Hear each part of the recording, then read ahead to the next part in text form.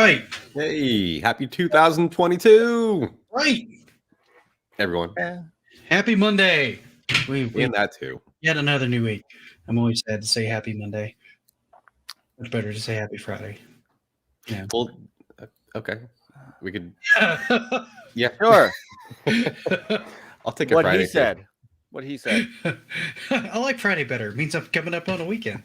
Yeah. Well, yeah. It's a horrible lie, though. So it kind of has. It's very bittersweet. I know. I would never actually say happy Friday when it's Monday. That just gives people false hope. Well, yeah, and then people get mad and they pitchfork and yeah. And subs start happening and just a whole I thing. know. Much.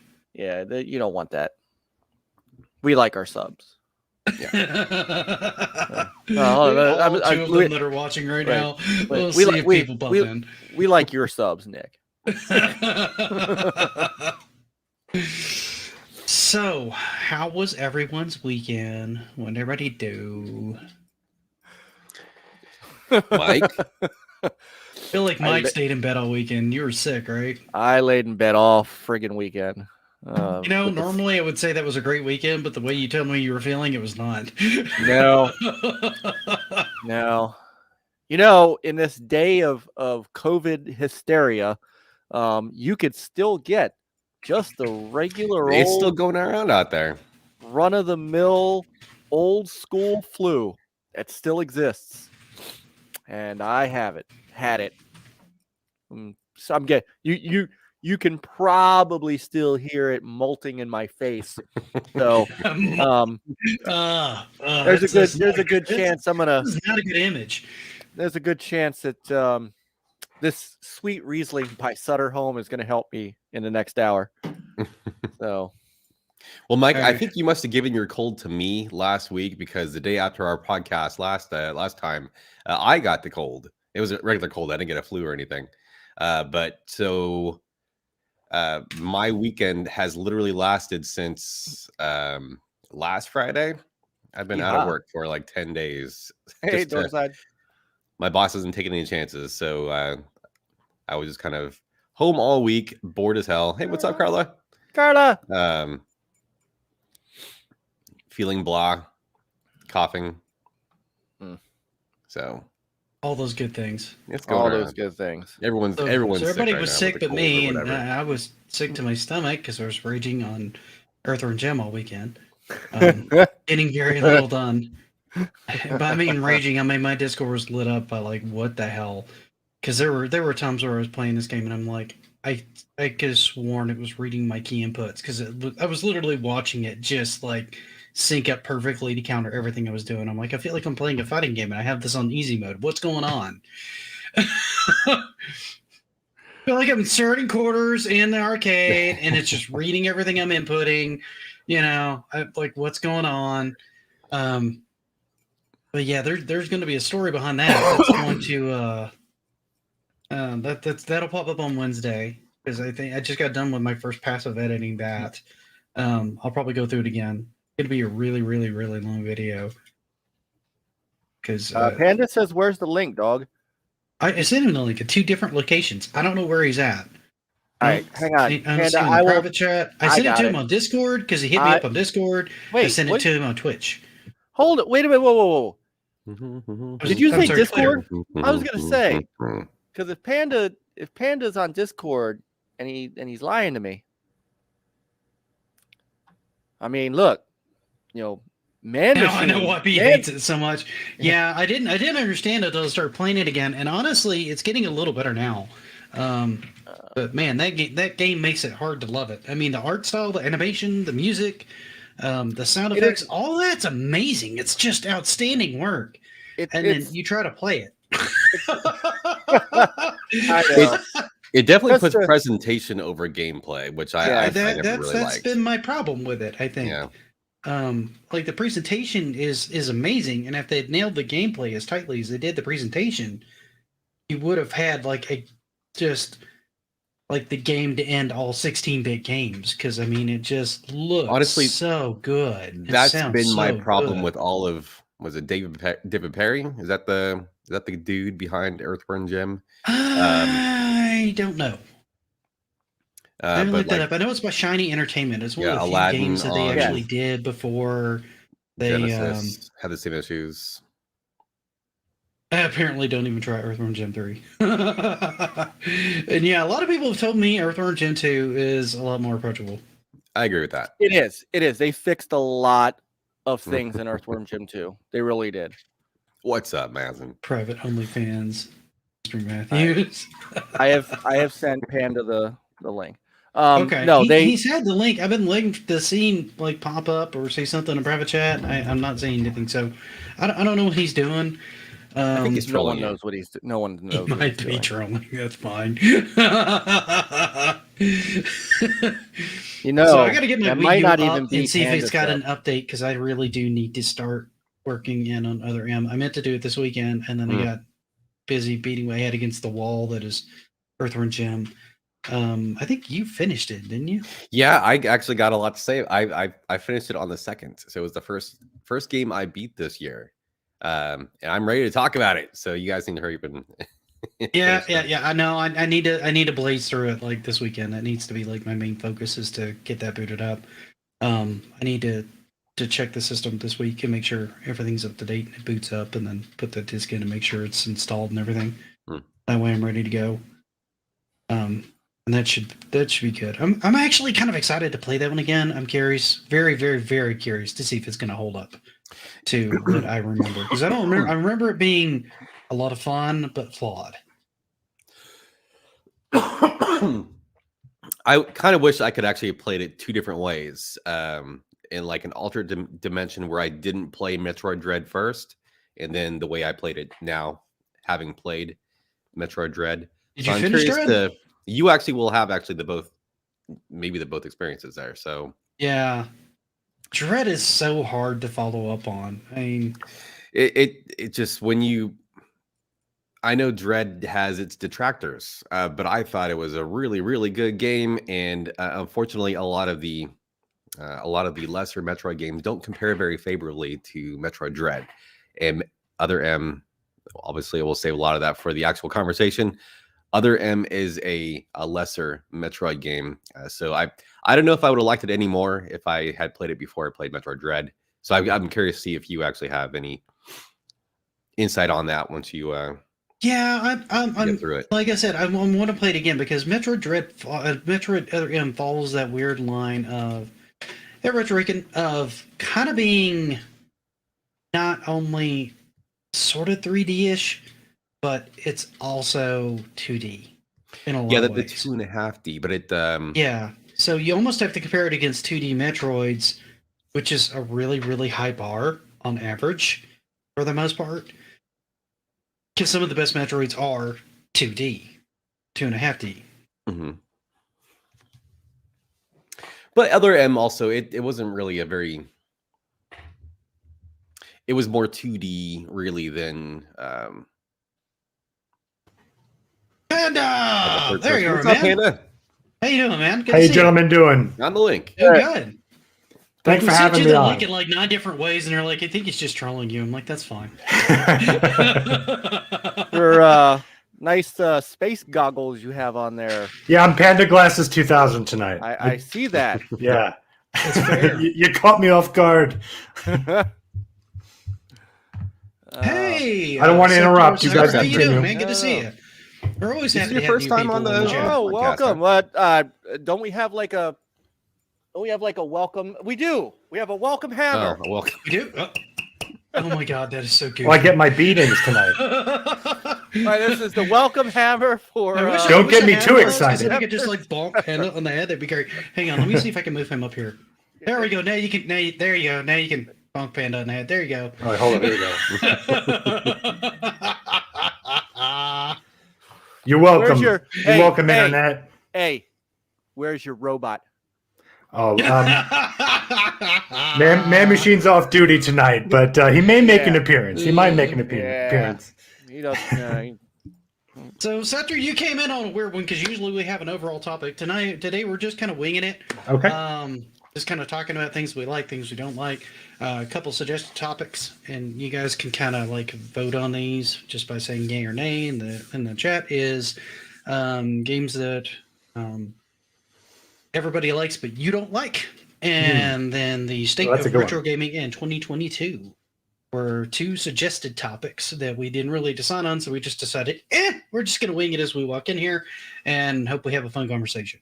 So that was pretty much. You probably could tackle both, because I imagine the ones you don't like, that's going to just take a couple of minutes, and then the other one's a much larger topic.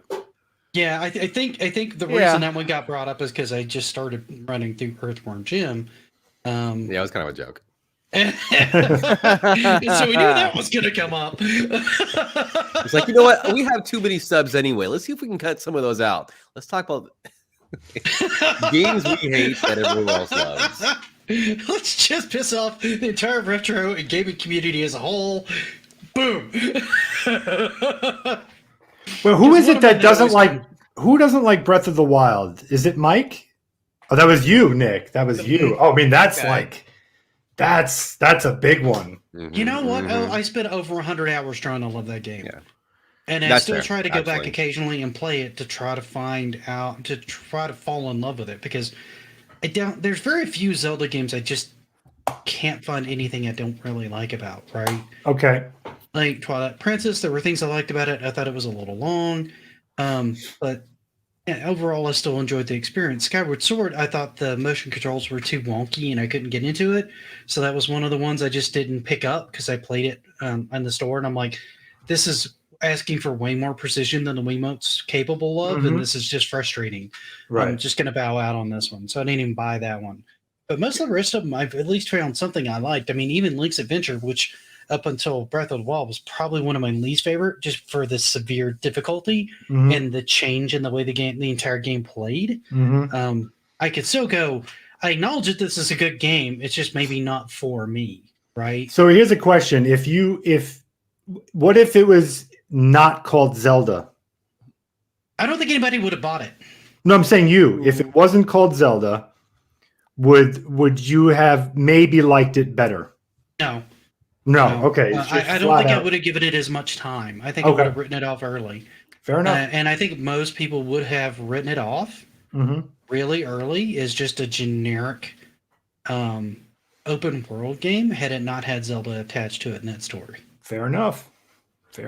And that's my problem with it. I imagine everyone else in this panel disagrees with that, correct? Yeah, he's wrong. It's honestly, I can't fault you for you put in the time. You did your 100 hours. I think that's a long time trying to like the game. So I mean, that's obviously your it's not like I spent 2 hours with it and went like an hour or two. I put it down. I mean, I don't know. I even showed it to a friend of mine and we were going to try to play through it together. And I thought, okay, if he really gets into the experience, then that'll help me fall in love with it more. And this will be great. So we started playing it. And after, I think we spent about 30, 40 hours on it that way. And he's like, yeah, I'm done. How does one play it together? Do you just mean that you guys were both just talking while you played it on your own ends? No. What we do is, and we do this with a lot of games, what we'll do is we'll sit down and we'll just take turns. And the other person will watch and we'll chat while, so one person gets a turn for a little while and then the other person gets a turn for a little while. And we just play through the game together that way. Just taking a single player game and just passing the controller back and forth. So that way we can hang out, drink, chit chat back and forth and have a good time with the game. We went through God of War that way. Have you ever thought to make it exciting and strip every time you lose with your friend? No. Neither one of us wants to see perhaps some wrestling. Either one of us naked. But no. No, that's interesting. I've never actually done that with a friend. So that's actually a really cool way, especially with a game like that, where you guys can kind of experiment. It's kind of that's actually a neat idea.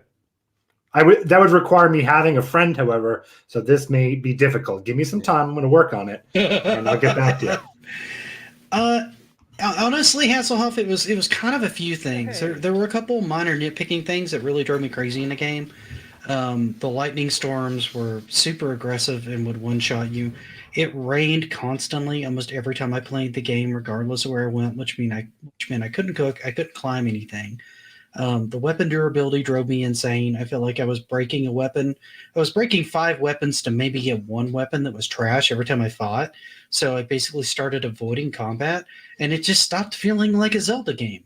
The the mini shrines were neat at first, and then they started losing their luster because there's like 115 of them, and they're a pain in the butt to get to. And then the puzzles are kind of not all that great when you get in them, and some of them are just downright stupid and annoying. But you had to do them to get strong enough to really. Well, you didn't have to. I'm sure there were people that went like straight to like Ganon and just pounded him flat with a stick. But those people are like crazy. And did you never beat it? No. Okay. No. I got right up. I beat all 4 of the Divine Beasts, and I was on my approach to Ganon's castle. And then I finally just said, fuck it, I'm bored. Okay. And just stopped. I'm like, it's funny. I started like you, and then probably about 20 hours in, thought it was one of the best games of all time. Not my personal best, but I would, if I'm a reviewer, I would say that this belongs as the top 5 games of all time. And I really had a good time. But obviously, if you put 100 hours in, you've done your homework. Yeah. I mean, I spent a lot of time trying to get used to the combat, trying to learn the combat mechanics. But the problem is like I see people do videos on this all the time. They'll go in and they'll pick a fight with something, and the combat is all show and no damage. Like just boom, dodge, like bomb, jump in the air, arrow, land, swing. It's like this 50 hit combo, and it does like that much damage. Yeah. And I'm like, this is pointless. Like, it's cool and flashy looking, but you're not actually killing anything with all this crap. So what's the point? You think you'll give the sequel a chance? I don't know. I was so turned up by this one. Since they're doing it in the same style, I don't know if I want to. My favorite Zelda game on the Switch right now is Link's Awakening. Hot damn. I love that game. I think that one's amazing. That's an amazing remake. It's got a great aesthetic with the way they remade it, and it plays great. And they made just enough improvements from the Game Boy version to make it feel new and fresh. And I really like that. Yeah, and Potion's in the same boat that I am. He tried it and spent time, kept coming back to it. And yeah, that's interesting. Well, you know, it's actually refreshing to hear people not like it. You know, like it gets boring after a while just to keep hearing it's, you know, considered the greatest game of all time. Yeah, I mean, so it's nice to hear that different perspective. At least better than Sonic CD. I don't know. I've never really played a lot of Sonic CD, and I'm not the one that has hate for Sonic CD. Why? That's John. Cousin Born does this every time. He's got this obsession with me and Sonic CD because it really is. I like it and John doesn't. Did your dislike of Zelda taint your Earthworm Jim attempt? It did not. I've had my dislike for Breath of the Wild for a while because I bought it when I first bought my Switch and dumped a ton of time into it. The problem with the original Earthworm Jim was the level design was kind of overdone for the game's gameplay. I mean, you know, we saw Nick playing it, so you saw like right off the bat, you know, trying to shoot the dang dog while hanging on a chain, you know, and the dog's biting your ass. You know, and I mean that right off the bat. And then you get to those tires, and the tires are maddening sometimes because sometimes you can navigate them. And now that I've played it enough, I can kind of see where the platforms are in it. But the biggest problem with the game is aesthetically the way it's designed. So many of the things in the stage blend together that it's hard to tell what's a platform and what's not. Mm-hmm.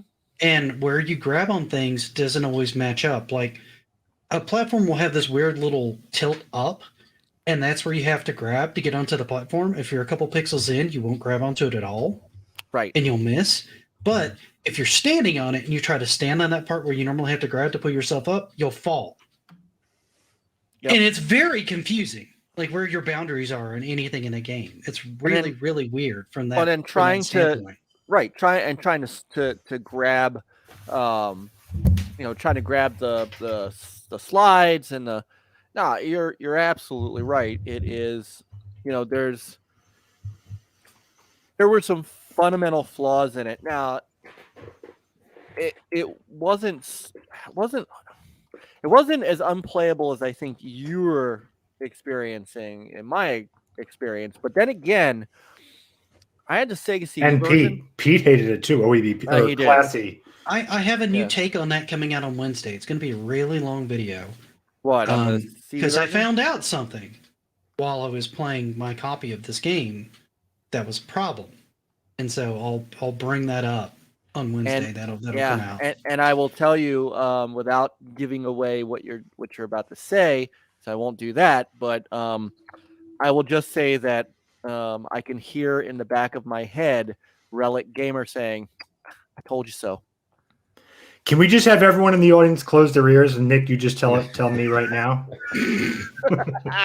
Internet, turn earmuffs, everyone. Earmuffs, everybody. I'll tell you when we end this room. Spoiler You're in gonna 3, find it really funny. 2, 1. End already. I want to hear this. All right, well, good night, everybody. We're good trick, bye. No, but and see the thing is and I know Relic is a big proponent for original hardware and original controllers and all that stuff. I just don't think that's a feasible way of handling everything these days. And this is another thing we can kind of discuss is the validity of emulators in today's modern gaming scene, right? As far as retro gaming goes. I think more and more, especially with the price of like retro games going up and getting more insane and getting harder to find the hardware and harder to maintain the original hardware, that people are going to end up emulating at some point. They're going to have to. Yeah. Because the carts are eventually going to wear out. They're going to last way longer than CDs do. Is CD that games are already running into this problem. The Polymega is the transformer device that you can like combine every system. Yes. Now, is that emulation? Game, but it loads it up onto that, and I think you play it off of that. It is still emulated. It's still emulated. So it's not running off of internal. Okay.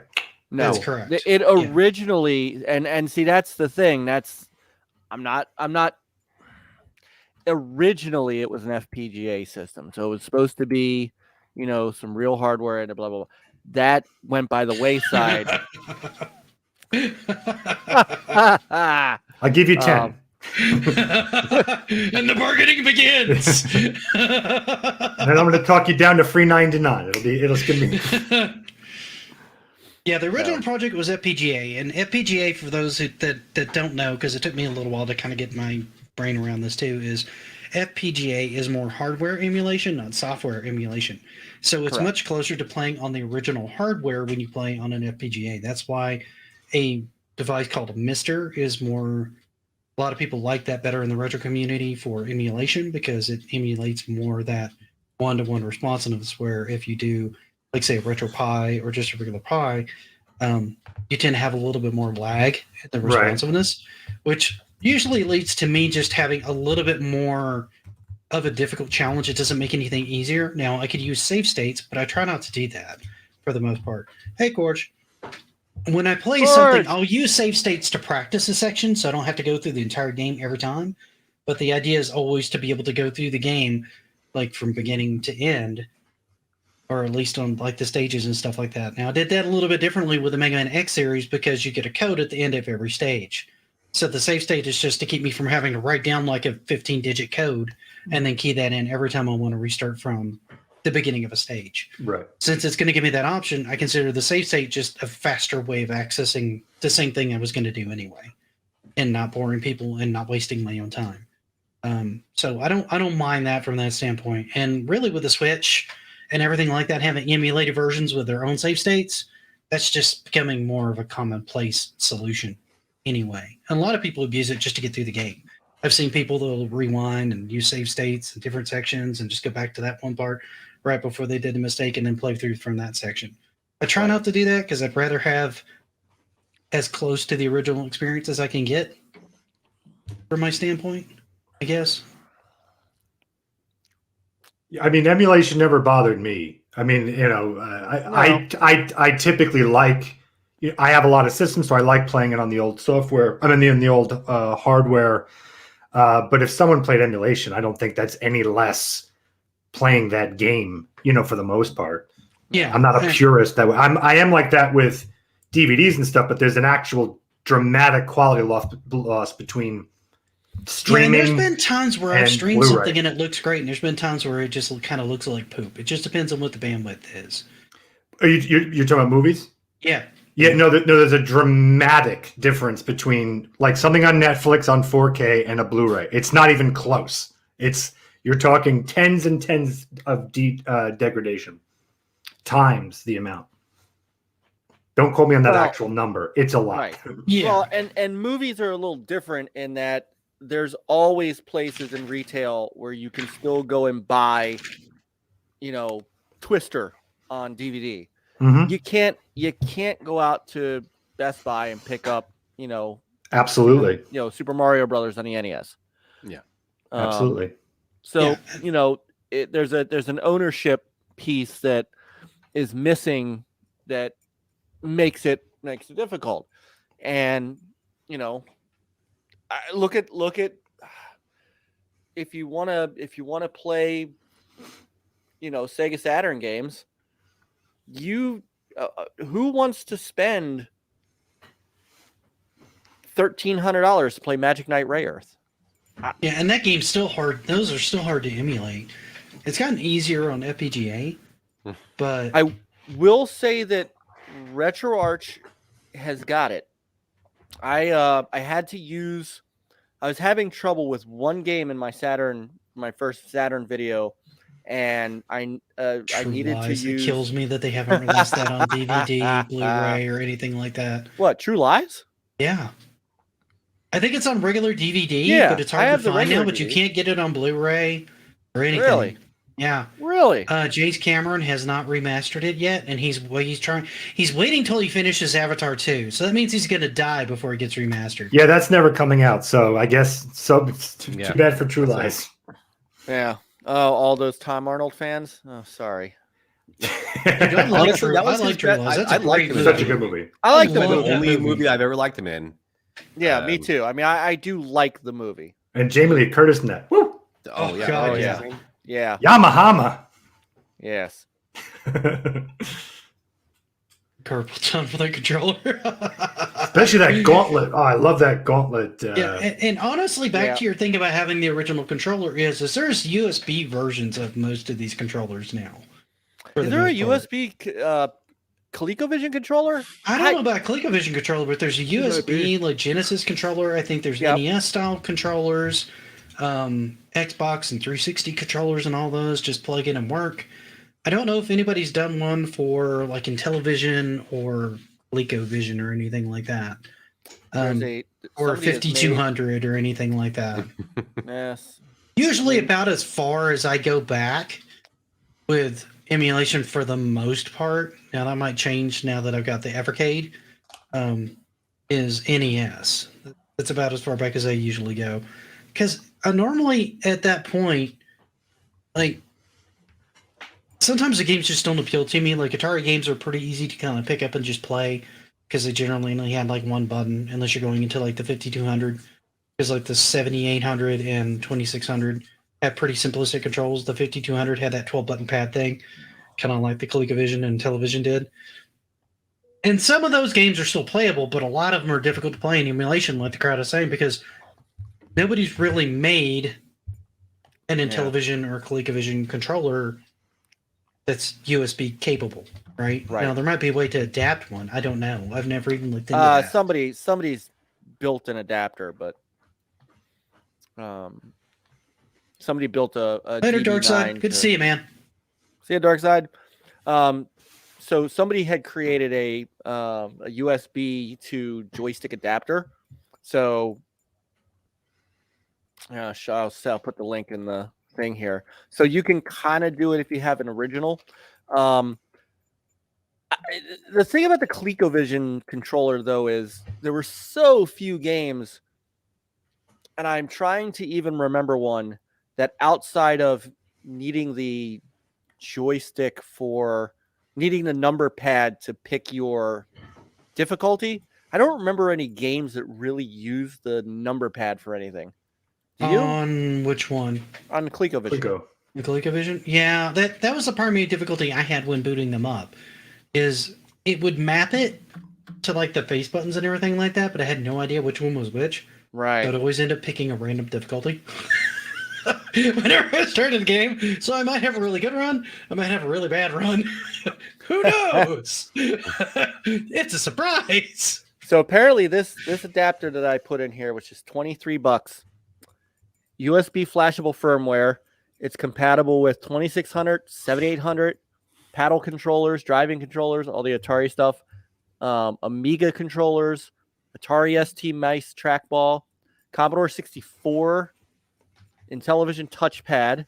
So if you have a Intellivision 2, Coleco Touch, the Coleco touchpad and super action controller, the Gemini joystick, and then the Genesis, the multi taps. Wow.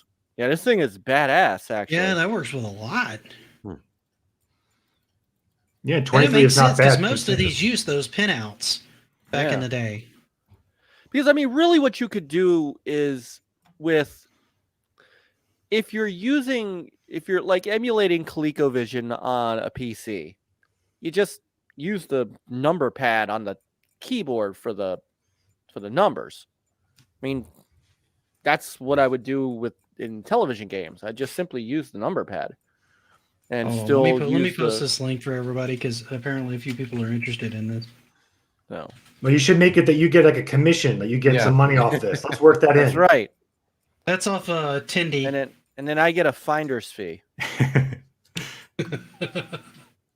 So I mean, there's at least one solution that should help. Now, how you'd map that into, like, say, a RetroPie, I don't know. I'm sure there's got to be a way to map each one of the buttons on there somehow. Yeah, you do the. It depends on the. It depends on the emulator software you're using. I'm assuming that RetroRoots runs on Pi, right? Yeah. It does. Yeah. So. And I know RetroArch is not the only game in town when it comes to RetroPie emulators, but there's a few others. I'm just more used to that one than I am the others because it's the one I traditionally just set up because it works pretty much for everything that I need to work for. Oh, goodness. What's up, John? Good to see you. Hey, what's up, Johnny?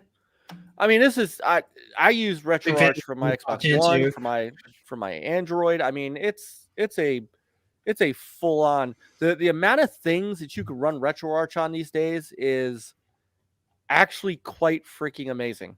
You can run it on your Switch, you can run it on a Wii U, you can run it on almost every every PlayStation except the 3 and 4. So half the PlayStations, I'm sorry. You can run them on iOS TVs. I mean, I'm just going down the list. Here you go, Raspberry Pi. That makes sense, Scepter, that they're using those for the Mister. That makes total sense.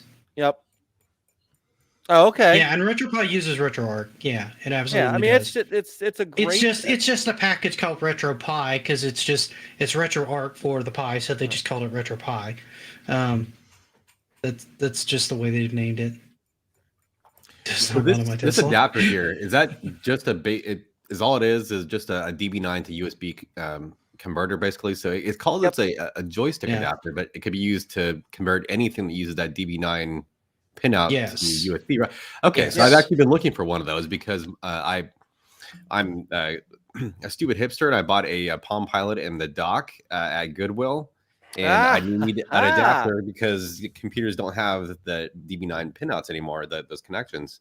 So I need a way to connect the dock to the P. And it looks like this is what I was looking for. So you might want to get one of those in because it's just a basic converter. That's all that is. Yeah, that's kind of cool. Doing anything special outside of converting that. Whatever happened to Cuphead and Tesla? That sounds like a terrible idea. You can crash that car in frustration. That's a good way to road rage. Exactly. Have you game guys? Oh! Oh my god. John, I'm also not a Sonic CD fan. I think it's kind of a crap game. What? Well, Mike, what is it that you love so much about it? On topic now. What do you like so much about it, Mike? What are you baiting me? No, I'm legitimately. You love it so much because I find it to be a confusing mess. So what would you say? I think it's that gigantic level design and the music.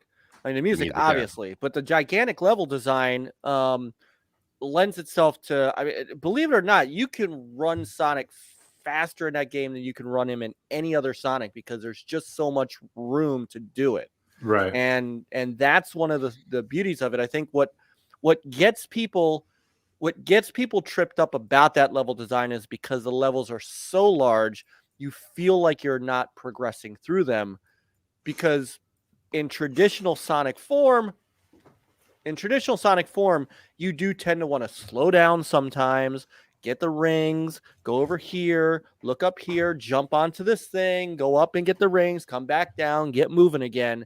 And Sonic CD doesn't work that way. Sonic CD is about speed, the pure speed aspect, which is why you need speed to go to the past or the future.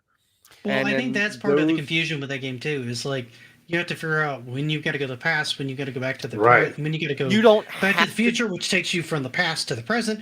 When you go from Right. the present to the future, and then you have to figure out sections So- where you can go fast enough because you have to get up to like 88 gajillion miles an hour to actually time That is the travel once technical you hit speed, the thing, correct. and Yes.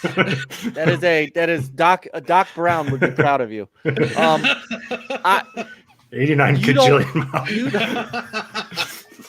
You don't have to yeah, that was totally intentional, by the way. you don't have to do the past and the present and the future stages. You can stick to whatever stage set you want. The difference is the endings you get. So think of it like, I'm trying to think. Did you ever play Dead Rising? No. Not to the end. I did play Dead Rising. I never finished it. All right. I find it, and I tend to avoid this on average. And I didn't know Dead Rising was like this when I originally bought the first one. The time limit feature. I'm never usually a big fan of those. I've played a couple of games like that, and it's normally not my thing. I don't like time limits. And that's kind of why I avoided Majora's Mask as well. Like the whole concept of like 3 days to do whatever you need to do was just a big turnoff to me. Before I even bought the game, I found out about that, and I went, "I'm going to shy away from this." I think this is applaud gonna them, be for me." for the unique idea and everything, but I'm It's with a great you. idea. It's just not for me. Exactly. 3 was the one that came out on the Xbox One didn't have a time limit, so you might have liked that, but it was huge. So again, the point of it is, with Dead Rising, you could run through the game and get ending A, right? And you could go here and do this and do that, get ending B. So that's kind of what Sonic CD does. So again, the difference Wasn't is, there like a certain sequence you had to do things to get the good ending in that game, though? well, yeah, to get the good ending, you basically had to go back to the past to make the present and the future better endings. Yes, but it wasn't necessary. And also, can I just say, video game endings back then was just like having an extra exclamation point after you won. Like those endings differences were so. You know, Well, honestly but- though, even but in the with NES Sonic days, CD, some you of those had are video. really You actually different. If had you a look at full Simon's animated Quest, ending. Yeah, you I had think. animation on that one, so that Okay. that's a little different because it was CD. yeah, even Simon's Quest was kind of different because You know, you got 3 totally different endings based on Well, what time that you actually Right. finished the game on. And so they had like different wording and like, Okay. different images and stuff like that. So some games manage to pull it off, but a lot of games, you're right. Good ending, bad ending is like, maybe an extra word or one more. Like your character shoes just are a appears different with color, you, or so or- it's just something really Right. tiny. Yeah. yeah. right. It's daytime out instead of nighttime. Exactly. Yeah. So no, this actually had full motion video that was different depending on what you did. So- This guy, But, first breath of you know- all, never George Mask.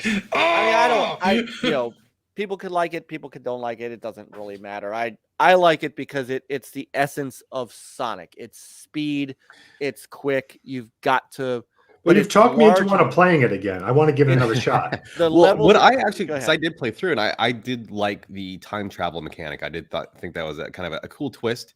What I did not like was the level design. I didn't like how, like, I fell into, for lack of a better word, speed traps, where it was just like, obviously that this section missed the playtesting, and it was just like this loop that was impossible to get out of. Well, next to impossible, so I eventually got out of it.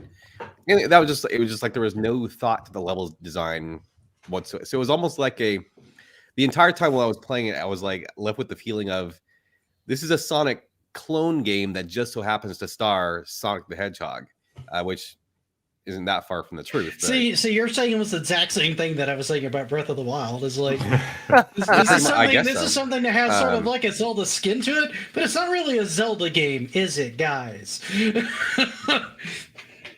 That's fair. I actually don't. I'm actually not even that big of a Zelda fan either. I did love Breath of the Wild though. And see, that's the funny thing is as I've talked to a lot of people that were like big fans of like the core Zelda games, like the older Zelda games. I think a lot of those had more problems getting into Breath of the Wild than people who weren't into Zelda in the first place. Like there was tons of people going, "Oh, I hate Nintendo, but I loved Breath of the Wild. That game was great. I beat that, and then I sold my Switch, and I never looked at it again." And I'm like, and these are the people that you're catering to. These are the people that aren't going to buy anything else on your platform, but you're making another one of these to cater to that crowd rather than the crowd that always buys Zelda games and always comes back for these IPs. You're trying to get these people into them. Those people don't like Zelda. They don't like traditional Zelda. They don't want it. I mean, for me, I actually thought that the Breath of the Wild was very similar to the original Legend of Zelda in that I loved just that idea of complete exploration and not knowing that when you burn this bush, this thing opens up and there's a staircase and like all that, where the other Zeldas started to feel very linear and very kind of formulaic. Structured. And I see that to a certain extent, but even as you're wandering around, I think the biggest problem that I have with it wasn't so much open world exploration. I thought that part was fine. It was all those minor little nitpicks and the fact that you only had like 4 major dungeons total. And those were the Divine Beasts. You had all those mini dungeons, and those were okay, but I wanted the bigger dungeons, right? I wanted those bigger dungeons. I bet you that's the sequel. Those. I hope so. I bet you they'll have dungeons in it because I think that was everyone. Well, I think that was a large portion of people's complaint was they wanted more dungeons. So I bet you that's A Link to the Past allowed for a lot of exploration too. Even Link's Adventure allowed for a lot of exploration. So there was exploration in multiple Zelda games. But this had exploration even in just like physics, like just like you'd see people do crazy things with all the mechanics. I put a rock in stasis and then beat the shit out of it and jump on the rock and fly across the map. I never thought of doing that. They made me want to play the game again just watching that. Exactly. It's things that I never would have thought to do that weren't ever explained to you. And people just kind of figured out.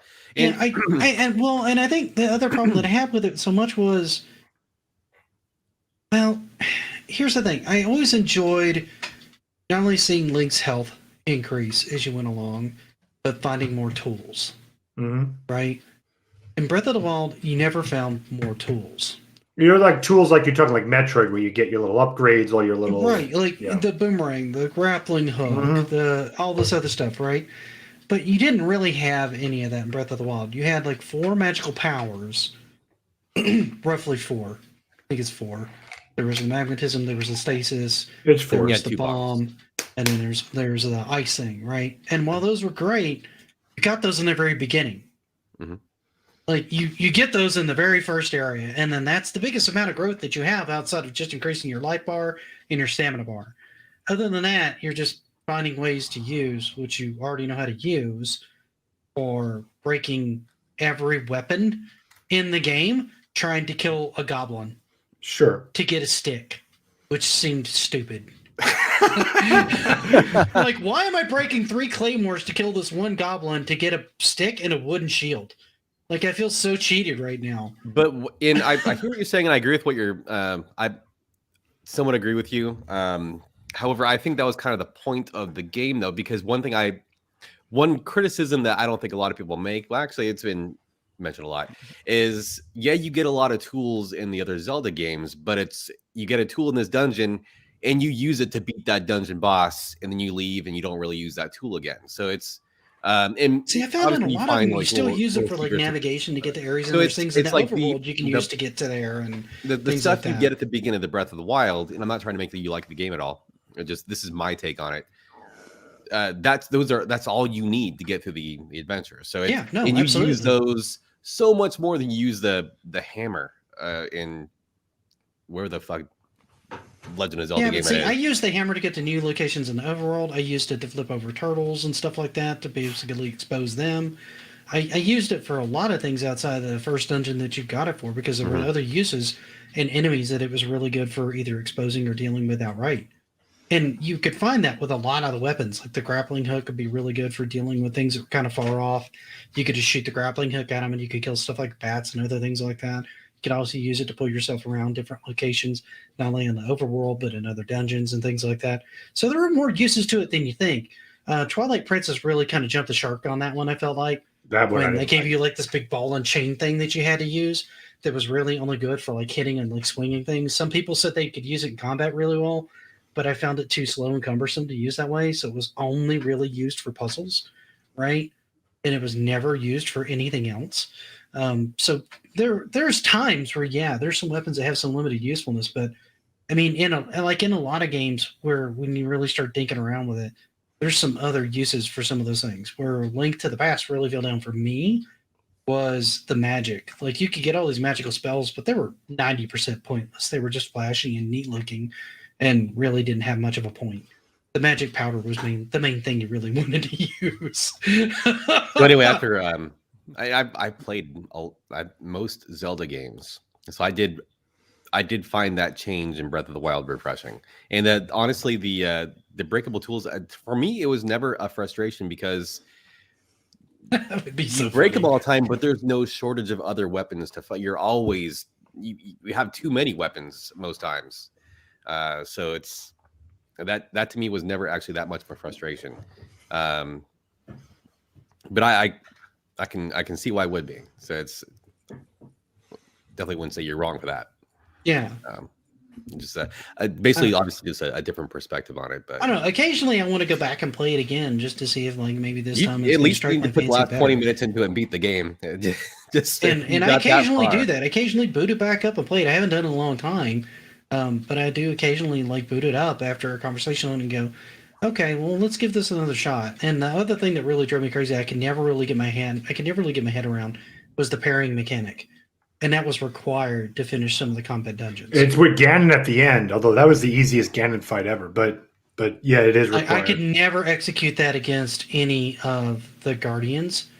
I hated the pairing mechanic in there. I could use it in a lot of other games. Like I can do it in Demon's Souls pretty easily. I could do it in God of War pretty easily. For some reason, in Breath of the Wild, I could not get that parry mechanic down right. And it was super frustrating because, like, if you miss the parry, it would torch your shield. And I'm like, great. So I'm just burning through like 12 shields trying to learn this parry mechanic, reloading a save state to go back to try this again. This mechanic. It's just frustrating. Hey, Nick, is there an open world game that you love? Halo I'm just Infinite. curious. I'm sorry? Halo Infinite. Halo Infinite. Okay.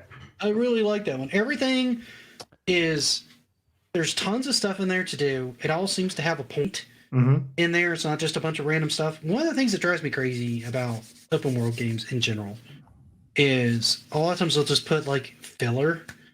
It's just bulk for the sake of bulk. GTA is the worst about this, right? Like they'll put up all the stuff. They're like, hey, go do some side quests for a while we get ready to bring you back on the main mission. Okay. Because real quick, I just wanted to say, because I want to play video game therapist with you. I think it boils down to, it seems to me like that you're like a progressionist, that you need to graph that you like to have your progression. You get to like to see that you're growing as a player, at your skill set, and an open world, as you just said, provides too much filler to that next progression. So I'm wondering, didn't the therapy work? Yeah, a lot of open world games are not for me. Like, okay. Yeah, there's not enough benefit to what you're doing in the open world. Oh, and I've said this before. This is not a new thing for me as far as open world games. Let the world think I'm smart, Nick. Just give me that. Because you're wearing the glasses. Yeah, I am wearing glasses. That does raise my IQ by 1. Not sure if anyone's ever fallen in love with a game in the 101st hour. I don't know. That might be the first. Those first 100 hours sucked, but that 101st hour. don't even get me started. Man. Love I it. would say just that to finish it and put that little neat little. Yeah, another Trigger thing on that it. I don't really like is like card games inside a video game, right? Like Paradox makes a point of like Gwent and Triple Triad. Gwent is a card game inside Witcher 3. Yeah. And I couldn't get out of that tutorial fast enough. I'm like, I just don't care. I don't want to play this. I don't care. Mhm. I did it once with a buddy of mine, and I'm like, and I knew if we kept playing this game together, that one, it was going to drive me. This is the same buddy that I just passed the controller back and forth with. Mhm. One, he was going to drive me crazy because he's going to loot everything, and looting everything in that game is a nightmare because he's going to examine all of it. And I'm like, dude, you're going to spend 45 hours in like a 30-minute section. I can't do that, for one. Two, you're going to do every Gwent card game imaginable, and I'm going to hate it because I can already tell you from the tutorial in this, I'm not a big fan of Gwent. I'm also not a big fan of Triple Triad in Final Fantasy XIV. Right. Just don't care to play it. Don't care to collect the cards. Don't care to try it. Don't care to go through it. I just do not care for them 9 times out of 10. Even most video games that are card games, I don't play those either. I played Hearthstone for a little bit, and I just decided that it's the same. It's like Magic the Gathering, where you're just buying pack after pack after pack after pack constantly. Only you don't get anything physical for it anymore, right? You're just getting digital goods for it, and I kind of feel really cheated by the whole concept. And they just don't entertain me for very long, right? So I tend to just avoid them. I think the closest I came to enjoying one was Dead or Alive Extreme. I think I played poker for like maybe 30 minutes and then decided that was boring too. That's a good chunk of time. Nick, maybe you should give Pokemon Trading Card the video game a shot and see if that makes No, you. no, that doesn't even. If I was Well, going to what do the that, fuck? I'd just collect Pokemon cards. Why the hell would I want to do them digitally? I just don't see the point. Uno, I could see having a decent amount of fun, but I have a limited amount of fun with Uno to begin with. Sometimes it's fun, sometimes it's not. What are I other played people's? Uno with you a couple of times. We did it for a little bit, not very often. I'm curious what other people's games are that other people love and you didn't like. Nick needs an open world card game based on Zelda using Earthworm Jim mechanics. The cards will just keep falling out of your hands. I don't know. Well, mine's everybody- Contra 3. I really hate that game. Really? Contra 3? Yeah. What didn't you like about it? Just about everything. Like I love Contra, the first 2 games. Yeah. The Game Boy games, the first 3 games. And I thought Contra was the 3 was just a miserable experience. And I played it casually, so I didn't really have a whole lot of pressure behind me. I just wanted to beat it. And I'm honestly pretty good at the other Contra games, and I just found this totally frustrating. There wasn't nearly I didn't like the levels. I didn't like how there was basically only 2 levels in the game. The top-down levels were garbage. The last level was basically just a boss rush, so it doesn't really count as a level. Yeah, here we go. But this is my game, and Oh, he's getting ready. I don't want to be all diplomatic because I don't feel like I should be. I don't think anyone. Yeah, you should go do whatever you want. Nick is at least willing to admit that he can see why other people like the game. I'm not like that. I don't see why anyone likes Contra 3. They're all just idiots. There's something. Here's the thing. Wrong, The more I've played Contra 1, the more I kind of agree with you. Because Contra 1 is kind of like, and this is going to be something that's going to come up in the next game mechanics too, as far as a masterclass of game design revolved around a one-hit kill, right? Everything is so finely tuned and so tightly tuned in that game that every time you die, you can be as pissed as you want, but you're mostly pissed at yourself because you know you screwed up. Yeah, it's fair. Or you know you're just having a problem mechanically handling what the game is throwing at you. Not that it's impossible, just that you're just not mechanically up to the task yet, right? And that just takes persistence and practice. Scepter, I did try that. Just out of morbid curiosity, I was like, well, let's see how crappy this game can actually get. And yeah. See, and there you go. Like a lot of people like stuff like Gwent and things like that in games, and I'm just not one of those guys. It's just there's certain like sub things and I'm glad they're there for the people that like them, right? It's when you're forced into them for a little bit to try them, like especially if they do it multiple times. Like, well, now you got to do this one because every now and then you'll find a game where they'll do like a mini game and they'll introduce it to you, and you're like, okay, fine, whatever. I'm just gonna ignore this and move on with my day. And then they'll bring it back and they'll force it on you later, and I'm like, oh no, this is not okay. Yeah, this should have stayed optional. It should not be progression. So, all right, Mike. Why don't you go before you pass out? I want to know if you actually. Wait, can I just say one more question? Yes, you may say a question. Can you say one more question? Sure. Yeah. So if you had to force one, if you had to find one positive about Contra 3, could you find one? Yes, the music is really good, and it plays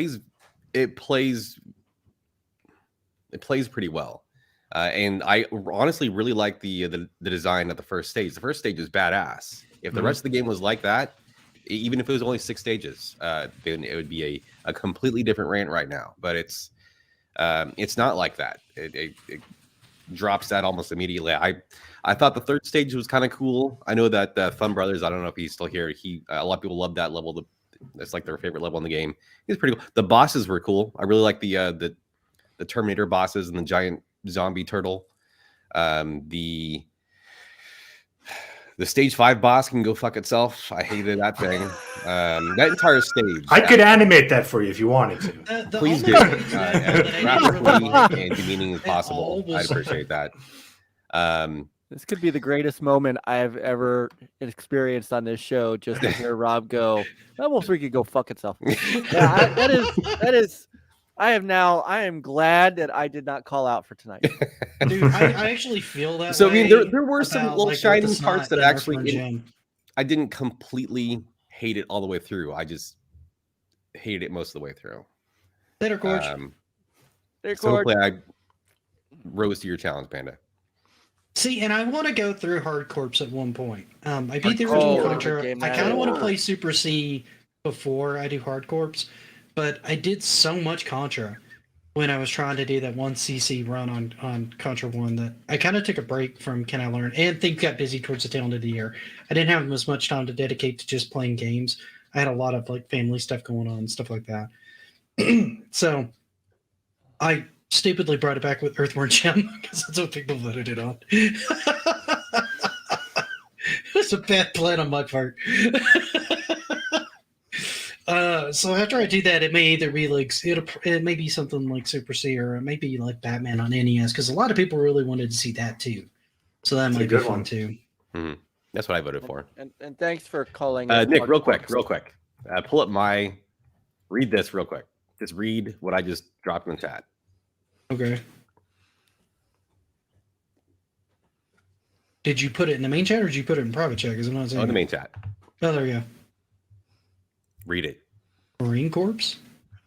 Marine Corps. And then, so it's Contra Hardcore. Okay. Core. It drives me crazy when people say corpse. I'm not. I'm not I'm petty. not the only one that caught it. He said hard corpse. I'm like, it's not dead. It's not dead. It's like a play on words, kind of. Yeah. Unless they're like Marine suits. If they're like Marine lawyers or something, they could be Marine Corps. Contra Hardcore could go fuck itself. Is what Nick is saying. Mike, what's your game? Playing Contra's my father, just wasting all the lives because I get dying. Yeah. Contra is one of those games that like it's really simple to pick up and know how to play it almost immediately, but really getting good at it takes forever. Yeah. And I still don't feel like I'm the best at it. I managed to once see it, but I really just kind of like that was It just said to heck with it. It just kept shooting and dying at the last boss. I'm like, I'm so done.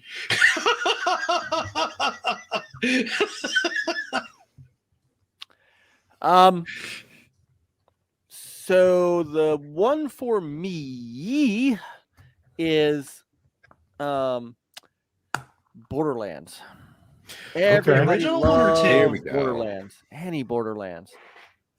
Bores the Okay, absolute. I'm curious on this shit because out of me. I played so much Borderlands 2. You played in And VR? That's pretty good. Which one? Borderlands in VR, pretty cool. I've not I've played not tried it in VR. I've not tried it in You VR know, yet. I've Now, I tried- played plenty of the pre-sequel. I played tried the way more than I pre-sequel. probably should have with Borderlands 2. Borderlands 1 I never played, and 3 I had a hard time getting into. So, All right, Mike. Explain yourself. It just bores the shit out Be of me. careful with your words. Yeah, tread cautiously. Oh, I see. So everyone else can say what the hell they want. That is correct. Well, that was it. That was yeah, it. except for you. Except for No. you. Yeah, except for me. We didn't do anything Right. crazy like say we didn't like Borderlands. So. You know. It bores the shit out of me. I have Okay. it has no redeeming value to me to play Borderlands. To me, Borderlands had no story, no plot, no nothing. Just run around and just go shoot people, and then I go to sleep. I agree with that on the first one because the first one I understand has had almost no story. The second one, at least you kind of have a goal, like Handsome Jack and the Vault and all that kind of stuff. Yeah, right? I mean the characters are cool. You know, I think that Borderlands inspired better games like the Outer Worlds. Much better Outer game than Worlds is Borderlands. great. I love Yeah. Outer Much Worlds. better games. The pre-sequel, I can't play I played the pre-sequel for like 10 minutes. And I'm like, when I had The to jump. pre-sequel is much harder to love than Borderlands 2. I'll give you that. Some of the new Yep. mechanics they put into that, I didn't really feel. I didn't really enjoy that one until I got it on. Because I had it on the 360 and it was a late entry and it ran so slow and so poorly that I ended up picking up, I want to say, like the Game of the Year edition on PS4, and it was such a better game. Like just the responsiveness of everything was so much better that it became a much better game as a result. It's still not my favorite. I'll be honest. It's better than 3. I'll give it that. Yeah, just Yeah, Mike, is there anything, Mike, if you were in charge of making the game more fit better to someone like you, is there any particular mechanic you could work on or some element if you were the developer that could cater to you?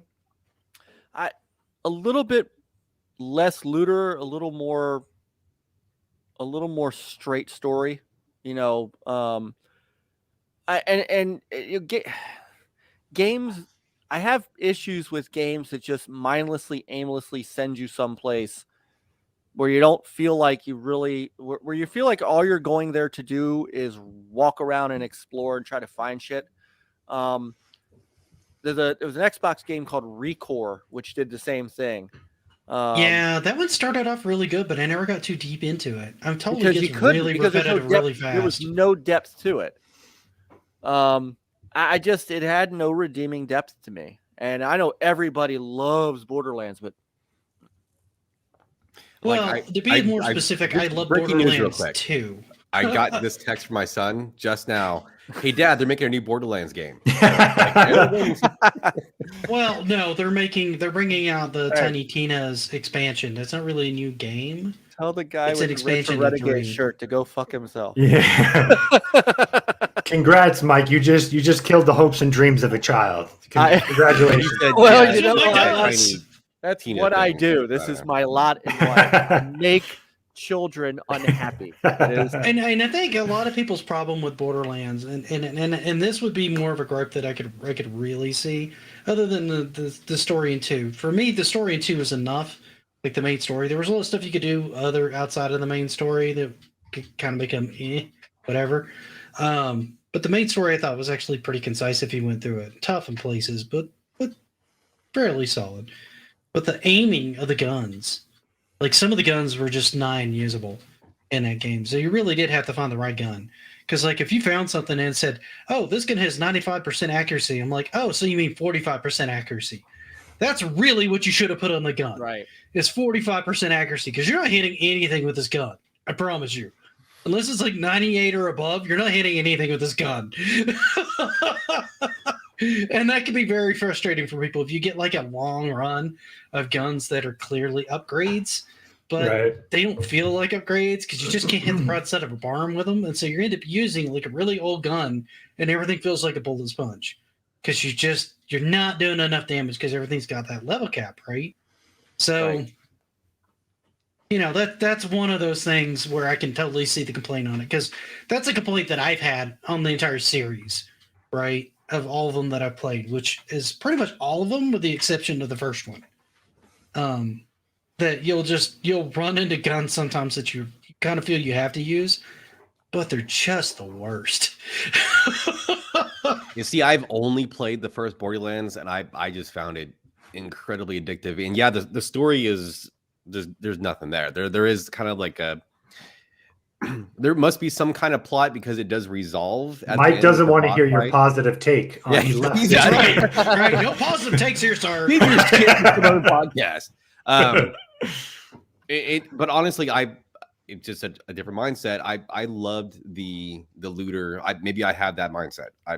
The looting was enough for me to draw, and yeah, it was basically just a string of fetch quests until the final boss fight.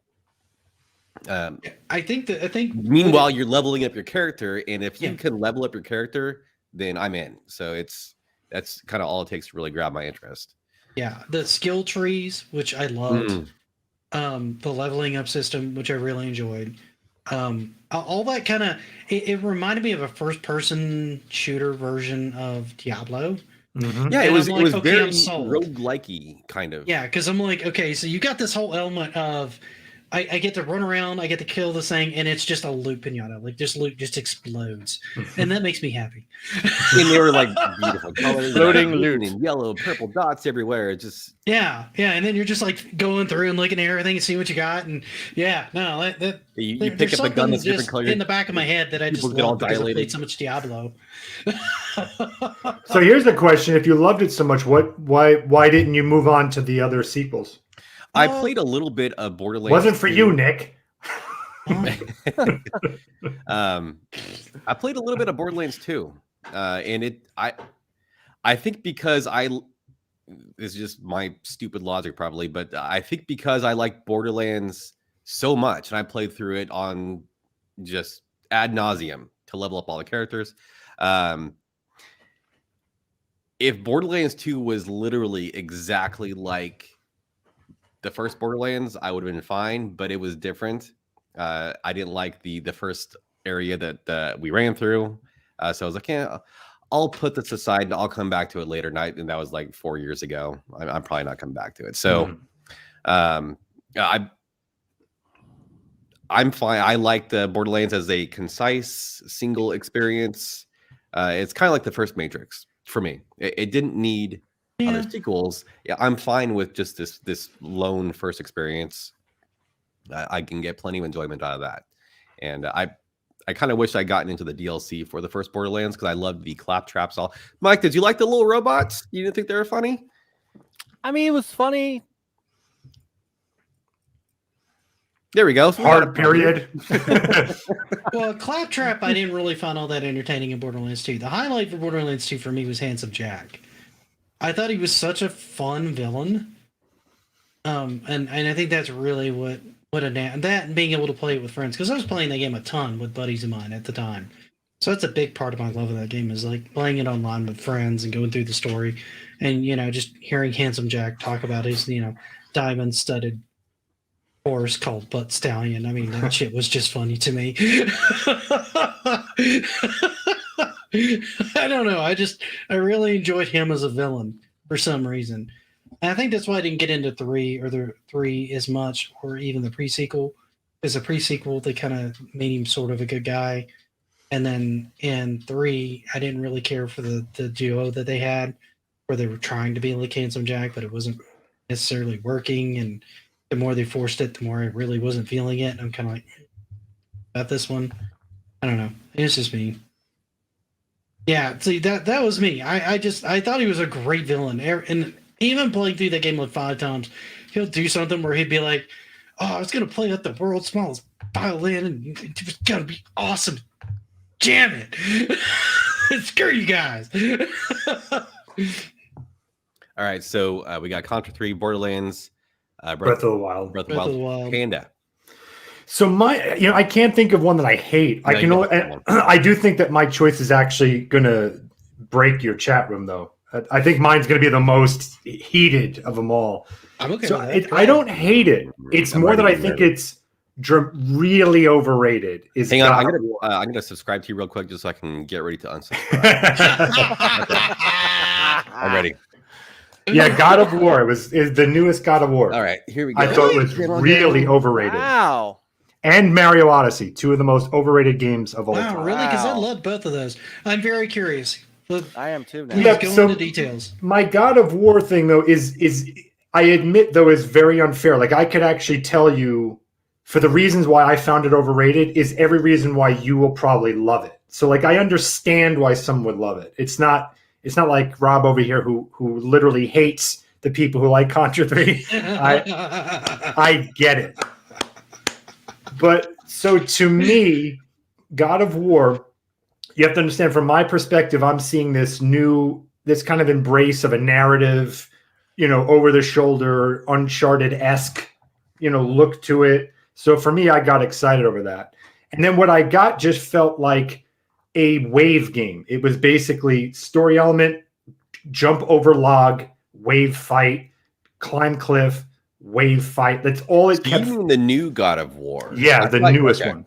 All right, I'm gonna subscribe to you back again then. Okay, cool. See, I actually kind of feel that way about the older God of Wars too, because the older God of Wars were kind of a repeat of in a room, you're stuck in an arena, kill you're all right the though. Things. You're right. Arena, kill all the things. I'm not that's what I'm saying. I understand why people liked God of War. If you like the other ones, this is great. What I'm saying is I thought it was overrated because they were making it appear like this was some new evolution, and really all it was a change of camera angle and just jump over log, wave fight, jump down from cliff, wave fight. Well, I agree with that to an extent. However, I like the dynamic that they did with, I don't know how far you got with it, but later on you get like more abilities and weapons and things like that. So there's a lot more.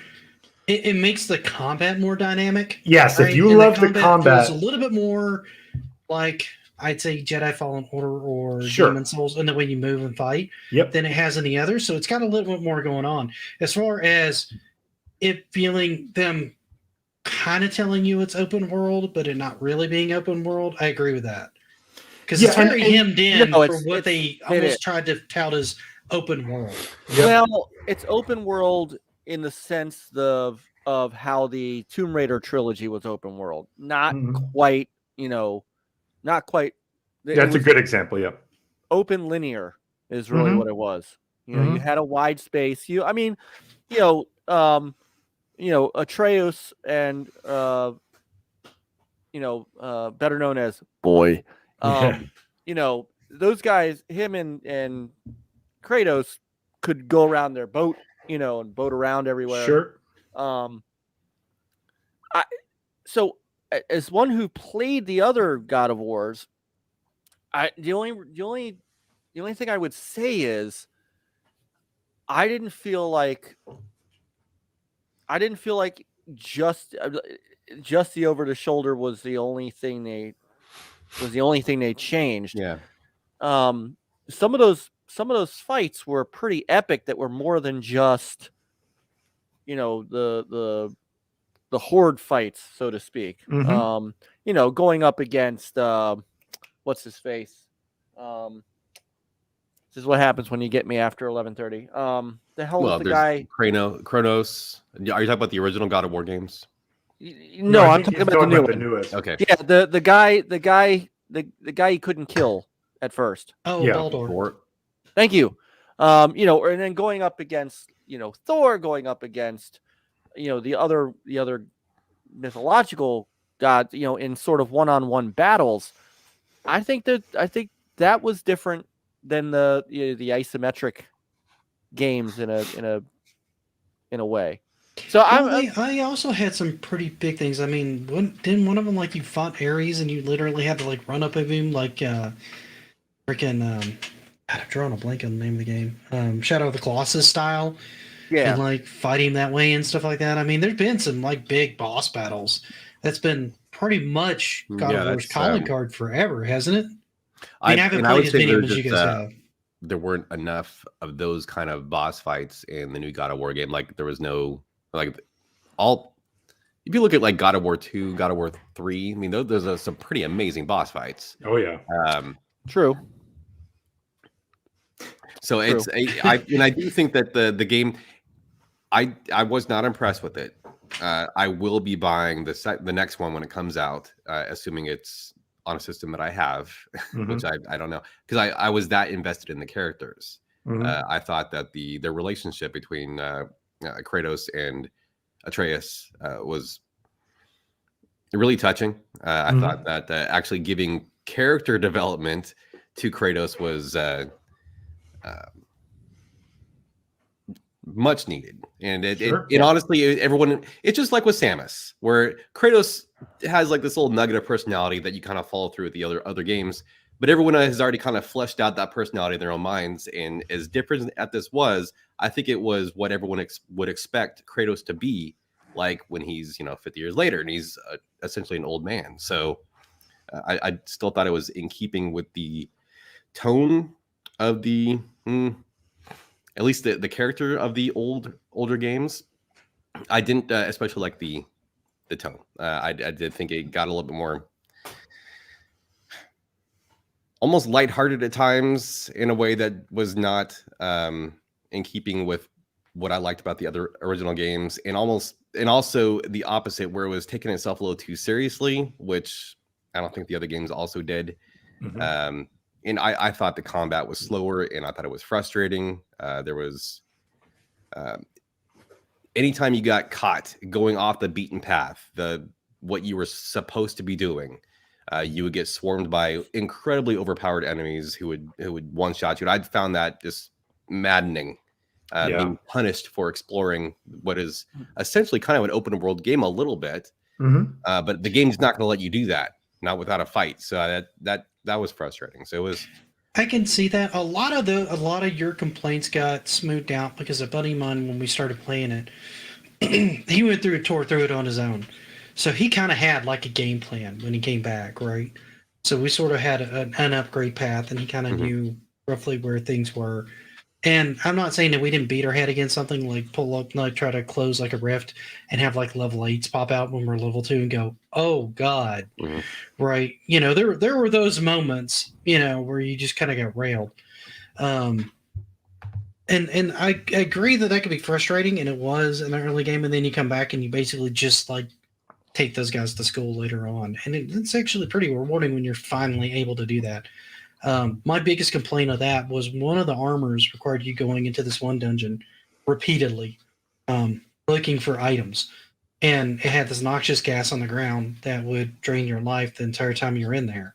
So you had to clear it out as much as you could, go back, upgrade your gear so that you could stay in there longer, so that you could go in there and get more materials to upgrade that armor. Now, it turned out to be like some of the best armor in the game, but that part was super tedious to me. It felt like a grind fest where nothing else in the game was like that. It was the only part like that, right? But really wanted the armor because it had like all sorts of awesome, like, health regen and stuff like that. And the Valkyries were fun. The Valkyrie Queen was a beast.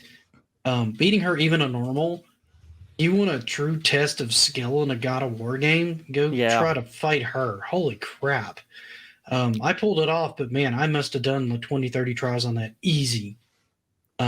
Trying to pull it off. It was tough. I think I took out 2 of the Valkyries, and I had beaten the game at that point, so I just was not having enough fun with it to want to do any more than I really had to see the ending, because I was really only invested in the story. So that's fair. But like I said, I mean, the story was that good that I'll be coming back for a second if I have the opportunity. I mean, I don't know if I'm going to have that. I really enjoyed it. I thought the story in it was good. I don't disagree with you with the tempo. Now, I do think sometimes it took itself a little too seriously. I don't know about the lightheartedness. I didn't get as much There lightheartedness was like out some of little it. like cutesy humor The- too that I was well, like,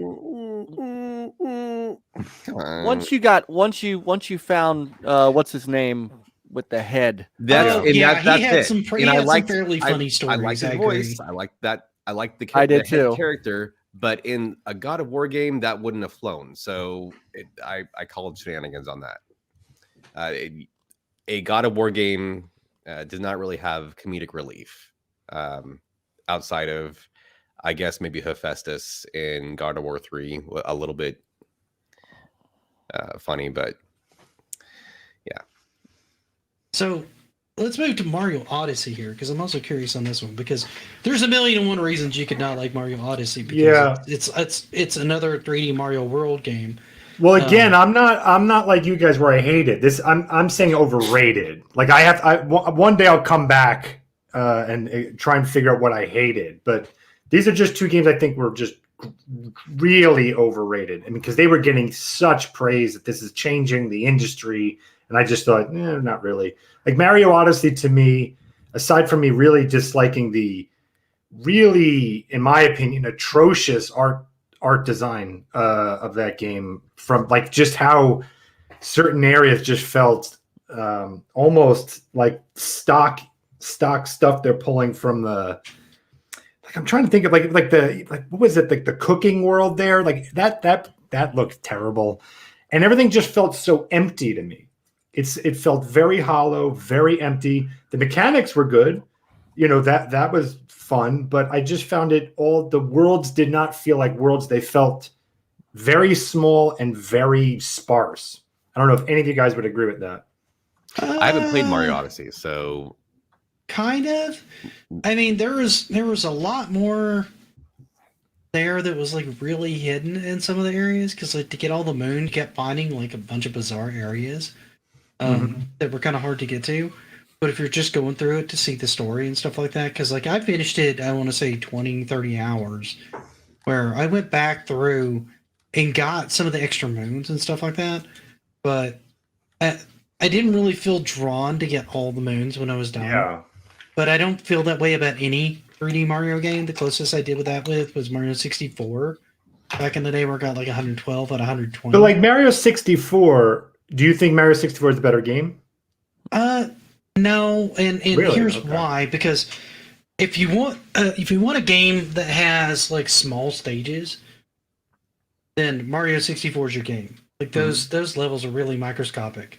They felt huge at the time because of the verticality and from the perspective of the camera and everything like that. But when you go back and try to look at it, now that we've had like Galaxy and Odyssey and games like that, right? And even Sunshine, and how big those are in comparison, it seems really tiny, right? Right, So but it's like when just- you look at Galaxy, right? Like look at Galaxy, didn't that feel bigger and more, and also more concise, like in its art style and its like everything felt like there was one singular game plan, where Odyssey felt like 10 different people working on 10 different things separately, and it never felt like a cohesive game to me, especially in the art design, especially there. I can kind of see that, but Galaxy felt both bigger and smaller at the same time, because it literally was. Because you'd have planets that were like super tiny, and you'd have some that were like huge, Yeah. right? And that was intentionally designed that way, but it also made it a little bit difficult to get the scope of what worlds, because some of these small worlds are part of some of the big worlds, but they felt like their own worlds. So it was kind of, I liked it for its uniqueness, but sometimes it's kind of hard to go to play, mostly because when you're circling around, it'll spin things in such a way that even me, who's used to playing FPS and stuff like that, can get a little motion sick with it. Sure. Right? Yeah. So it makes it a little harder for me to play than Odyssey.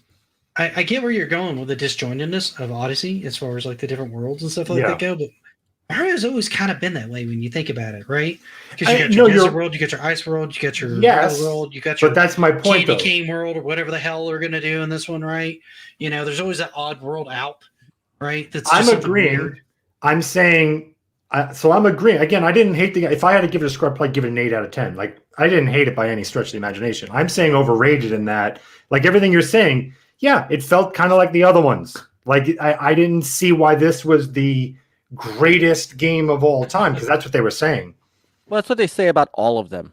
Yeah. And I mean, Every one of them I is love the great. 3D Mario games just for the sake it's another 3D Mario game, and I thought 3D love World those. was better. I don't think they're. I also really like 3D World. Yeah, I thought it was 3D way World better amazing. than Odyssey. And it definitely was a little more cohesive in tone. I'll give you that. Odyssey's the new gimmick of using the hat I thought was really kind of a cool thing, right? Sure. I mean, being able to like take control of a T-Rex and then just trash the place was just so much fun. So there's a couple of really cool moments in there. Oh yeah. And then the fact that the main thing that I thought kind of pushed things forward in an interesting way was they had this mix of like 2D platforming with the 3D platforming, because there were those cool sections. Those were good ideas. And yeah. I really liked this. It was a really cool creative idea. It was really kind of out of the box for Nintendo, right? And I grade it on Nintendo's scale, not anybody else's scale, because I go to Nintendo for Nintendo, but they do a lot of similar things in their games from game to game, right? Especially with Mario. Yeah. Mario doesn't really change that much. Odyssey was the biggest change that they've had to their 3D Mario formula as far as like gameplay style since Galaxy. Yeah, and I'd say that to me, and Galaxy felt like that seemed like the next evolution of them doing something different, where this felt like going backwards. You know, I'm not saying they should have made another Galaxy. A little bit, but then it kind of stretched itself with that blend of 2D and 3D and what you could do with a hat and stuff like that. So it had a few of those elements, but I get what you're saying, where Galaxy would come off as far more adventurous. Right. I agree with that. Absolutely. I'm gonna lose you a whole bunch of subs real quick. I can't. Astro Smash. Listen, shut up, you. After Mario 64, I can give a rat's ass about a Mario game. Oh, you're nuts. Was it because of Mario 64 or because? No. So here's the ironic thing.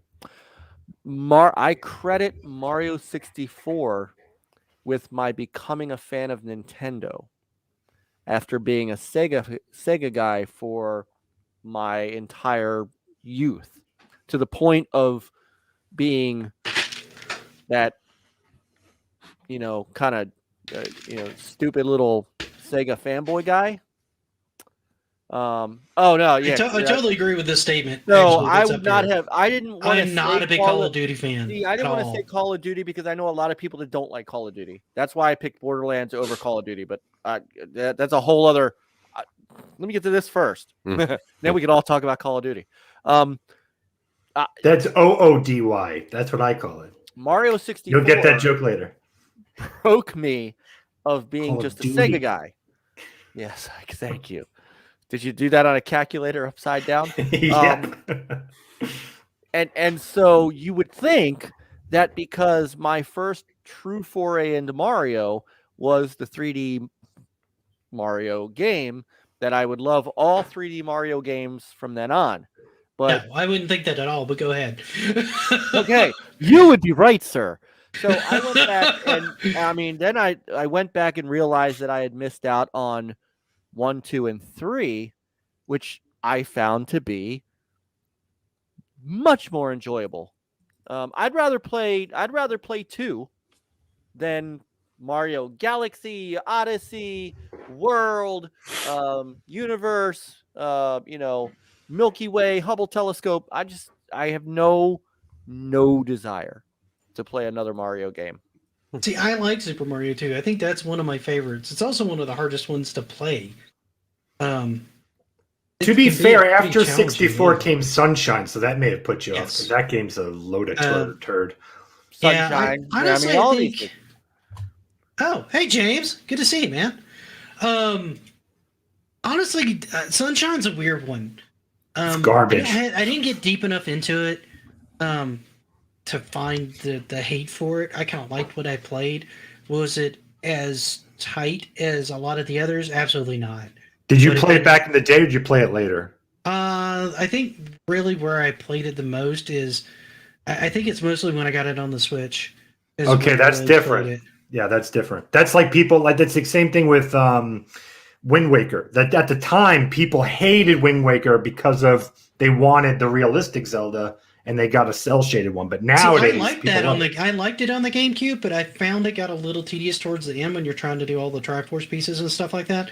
I thought the remake on the Wii U was where that game finally came together and became the ultimate masterpiece it was supposed to be. Yeah. And the art style of that game, I know everybody wanted the real life. Well, people love it now, and I get that. I get why, because they showed that trailer where it looked like more Twilight Princess looking Link fighting off against Ganondorf and stuff like this. So they shot themselves in the foot that way. Nate Hasselhoff, thanks for popping in, man. But I loved the art direction he took with that. I think it's held up so much better than other games because of that art style, right? It's the same way with like pixel art. When you start looking at pixel art, a lot of 8-bit and 16-bit pixel art holds up much, much better than like the early 3D, right? Well, yeah. When you do stuff that's like cell shaded or really beautifully stylized, like Okami is another one. That game holds up art style wise beautifully, even if you don't like the gameplay, just because they went for an artistic style and stuck with it. And I think when they do something like that, it holds up far better than just trying to do the most modern, realistic graphics you can do, because that bar always moves, but artistic style stays set with what you were envisioning, and I think there's something to be said for that. Yeah, I could. Yeah. No, you're right about that.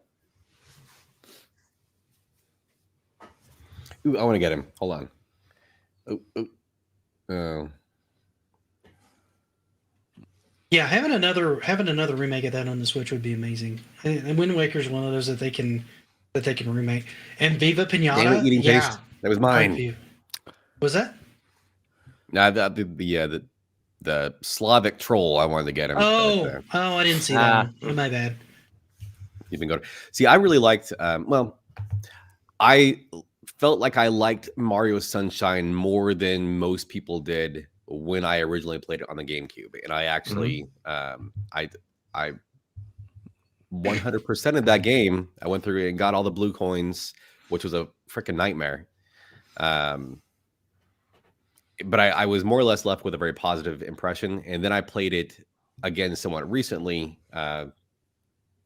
after I'd already played Super Mario Galaxy, Mario Galaxy 2. And I did not like it nearly as much as I thought I did. I think it is a bit clunkier than I remembered it being.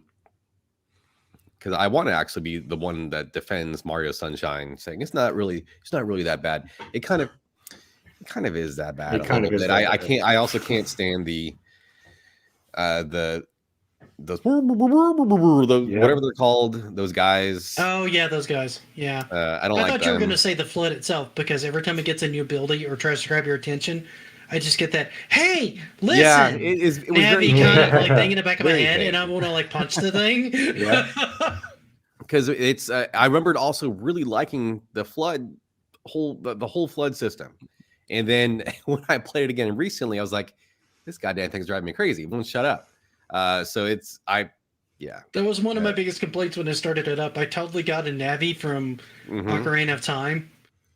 I hate it when you're playing a game. There's someone in the game just constantly tugging at your sleeve, trying to get your attention. Just let me play the goddamn game. Yeah. So honestly, to a lesser extent, I felt that way about Halo Infinite to an extent, because I'd go off and I'd be doing my own thing like forever. And my AI partner in this one that they just called the Weapon, which is like a dumb name, but that's what. Oh, don't get me started on that. Was like, hey, I'd really like to check out this area. Hey, what you doing? I really like to check out this area. Hey, we should really go over here. And I'm like, no, I'm looking for something.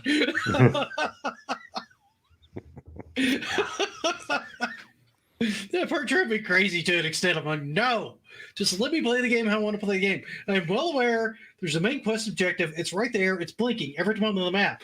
Matter of fact, I think it's blinking brighter the longer I ignore it. I know.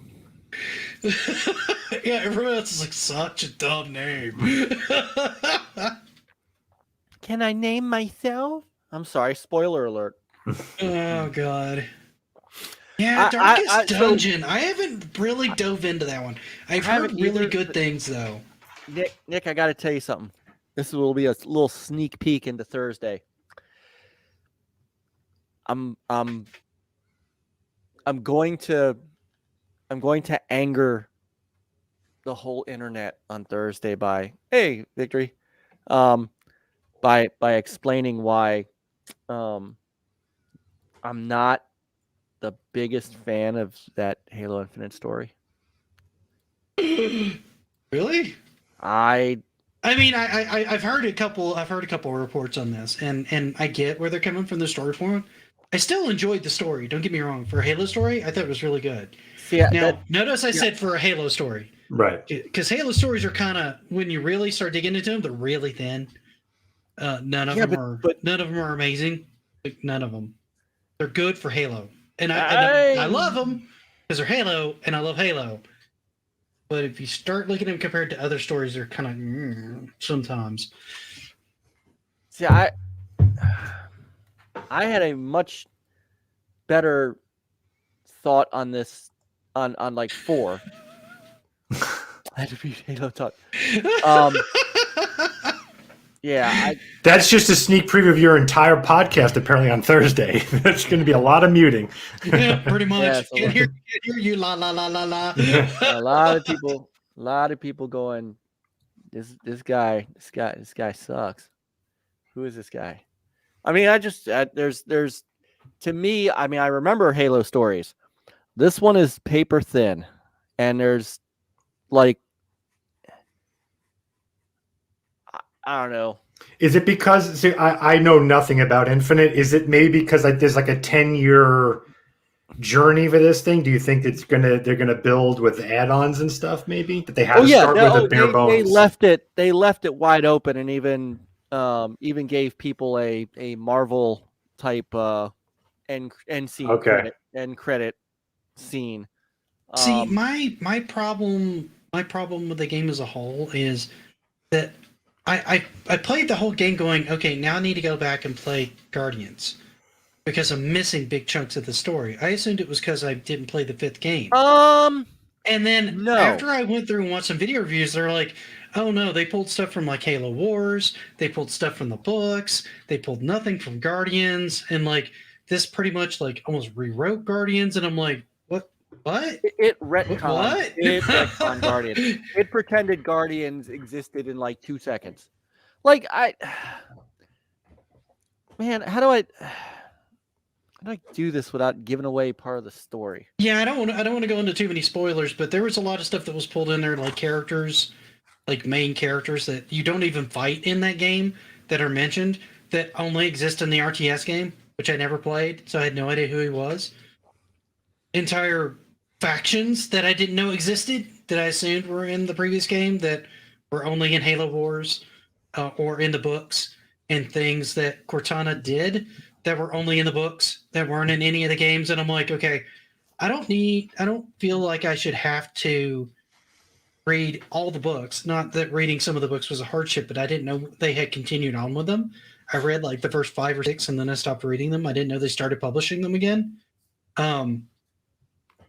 I didn't know I needed to read all that, plus play Halo Wars 1 and Halo Wars 2 on top of all the other games to make this story make sense.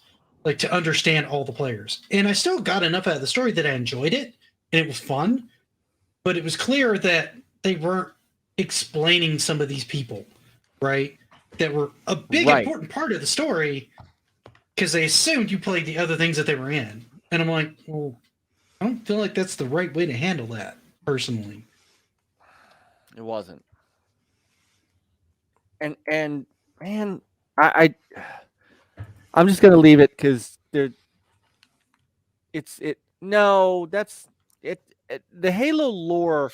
So the Halo lore and the canon, it's almost like Star Wars, to where they built the Star Wars books to build upon the movie canon.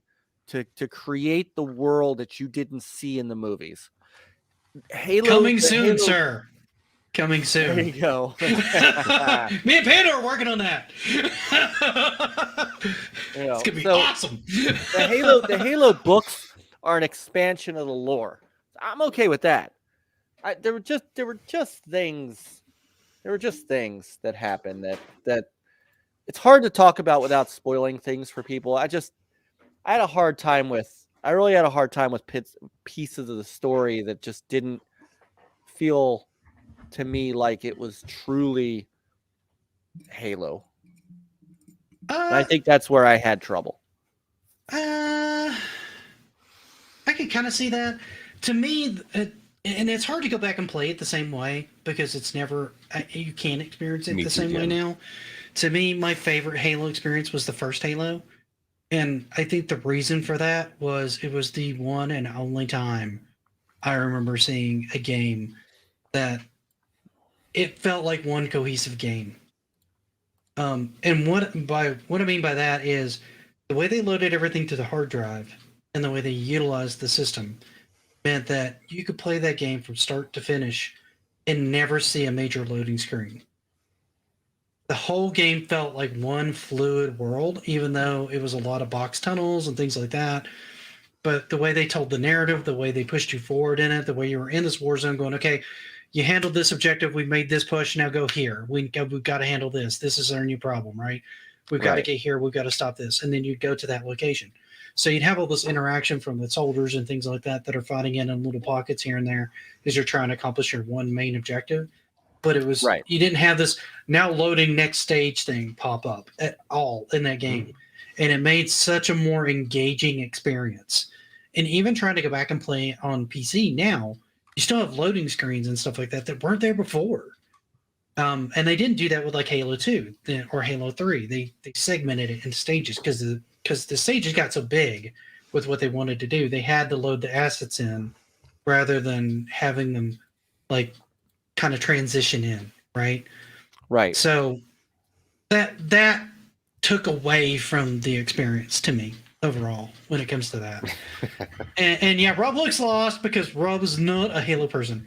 He is not an Xbox person. He's starting to kind of become a little bit of an original Xbox person. Yeah, I developed a kind of a kitschy kind of interest in the original Xbox after our podcast, of which I said nothing because I have nothing to say about the Xbox. But yeah, I played the original Halo to see what the big deal was all about, and I decided there was a big deal over nothing. So I never pursued the series at all. So for the Halo fans here, I do have like one gripe because I'm not going to crap on Halo or anything. But the one gripe I have with Halo, maybe you guys can explain this to me. Yeah, no, it's a tiny thing, but it really takes me out of it. Is why the aliens are so comical. They're always like making little jokes. They're making little childlike sounds and stuff, and like that just takes me out. Not the brutes. The little goblin things. Yeah, like it does not fit in the least with that. Well, I could see that. I could totally see that. Like everything is played so serious. Panda's making a lot of sense here. So then suddenly, like it's this big, dramatic, epic, romance of war, and then you have the first enemy is it's like the guns. Okay. Well, no. What it is? So think of it like the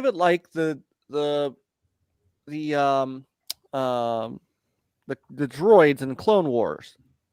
Right. I didn't like those either. No, but it's not what they're modeled after, but it's sort of what they're like. They're grunts. They're just the front line grunts. They're built to basically annoy the shit out of you and drain your will to live. Mission accomplished. And it's just literally like the Roger, droids. It's literally what they are. That's the parallel. Yeah, but you don't think that? I mean, to me, that's clear comic relief they put in there for something that did not need comic relief. Well, what it does, and I think some of it they just did for shits and giggles because there was a couple of times where I stuck a grunt like 3 times with a sticky grenade, and then at one point he just stops, looks down, and goes, "Oh no, not again!" And he starts running towards an elite, and the elite's like, "No, that way!" Right as he explodes, and it's really funny, but it doesn't fit a war. That's right? that to me, yeah. Like that's like a hill I'm willing to die on. Like it doesn't fit. It doesn't fit at all. No, I don't disagree.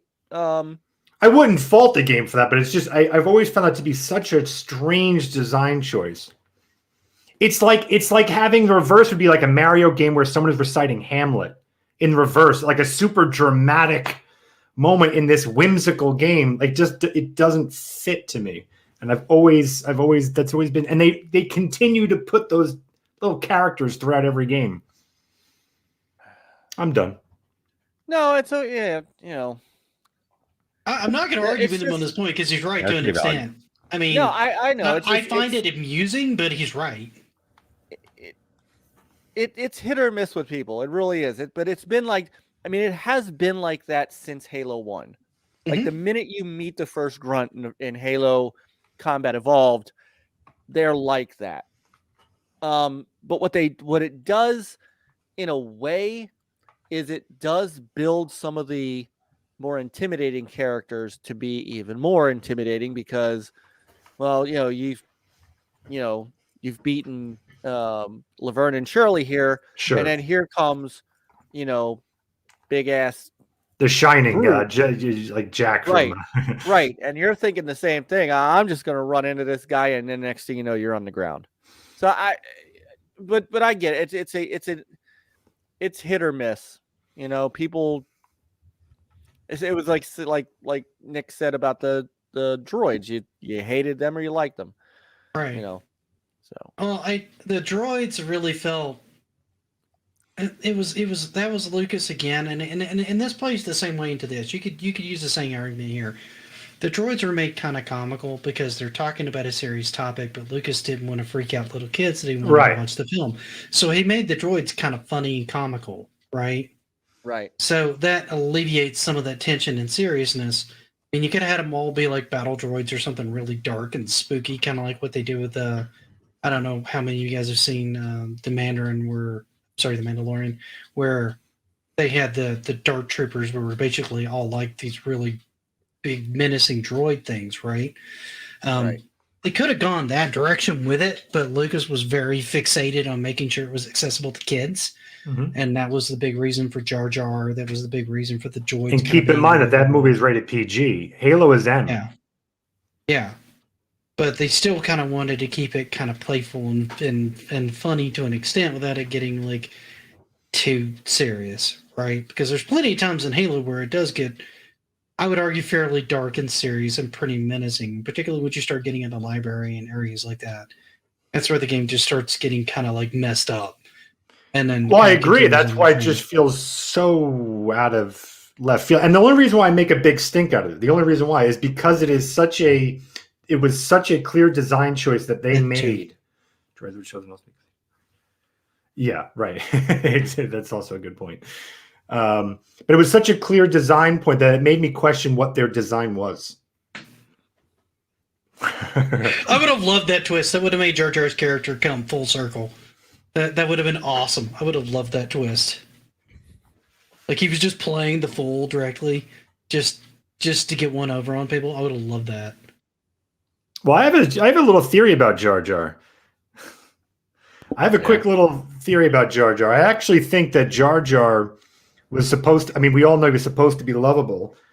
And I think Anakin was actually supposed to kill him in 3. And the only the idea was that you were supposed to fall in love with this adorable Chewie kind of character, and that to really get the turn of Anakin, he was going to kill Jar Jar, and the only reason why he didn't is because then everyone would have loved Anakin. By the time the third one was out, everyone hated Jar Jar so much that if Anakin killed him, they'd be like, holy shit, I'm joining the Sith. Well, they tried to mature him so much in the second movie because everybody had such a bad reaction to him in the first movie. Yeah, they just tried to get him the hell. Yeah, then they made him like a senator and all that. And but he wasn't a very good senator, but at least tried to tone him down a lot. Yep. And it still didn't work. They tried everything with that character. I felt bad for the actor because he Ahmed Best, he yeah. got a lot of crap for that when it really was not his fault. No. Yeah, just like Jake Lloyd. I don't think ever lived. If you see interviews with him, he is bitter. Well, he's in a mental ward now. Is he really? Yep. Was that the little wow. kid from episode Yeah. 1? Yeah, and Jingle All the Yeah, Way. I and all don't that. understand the hate he got either, because I thought he did a good job.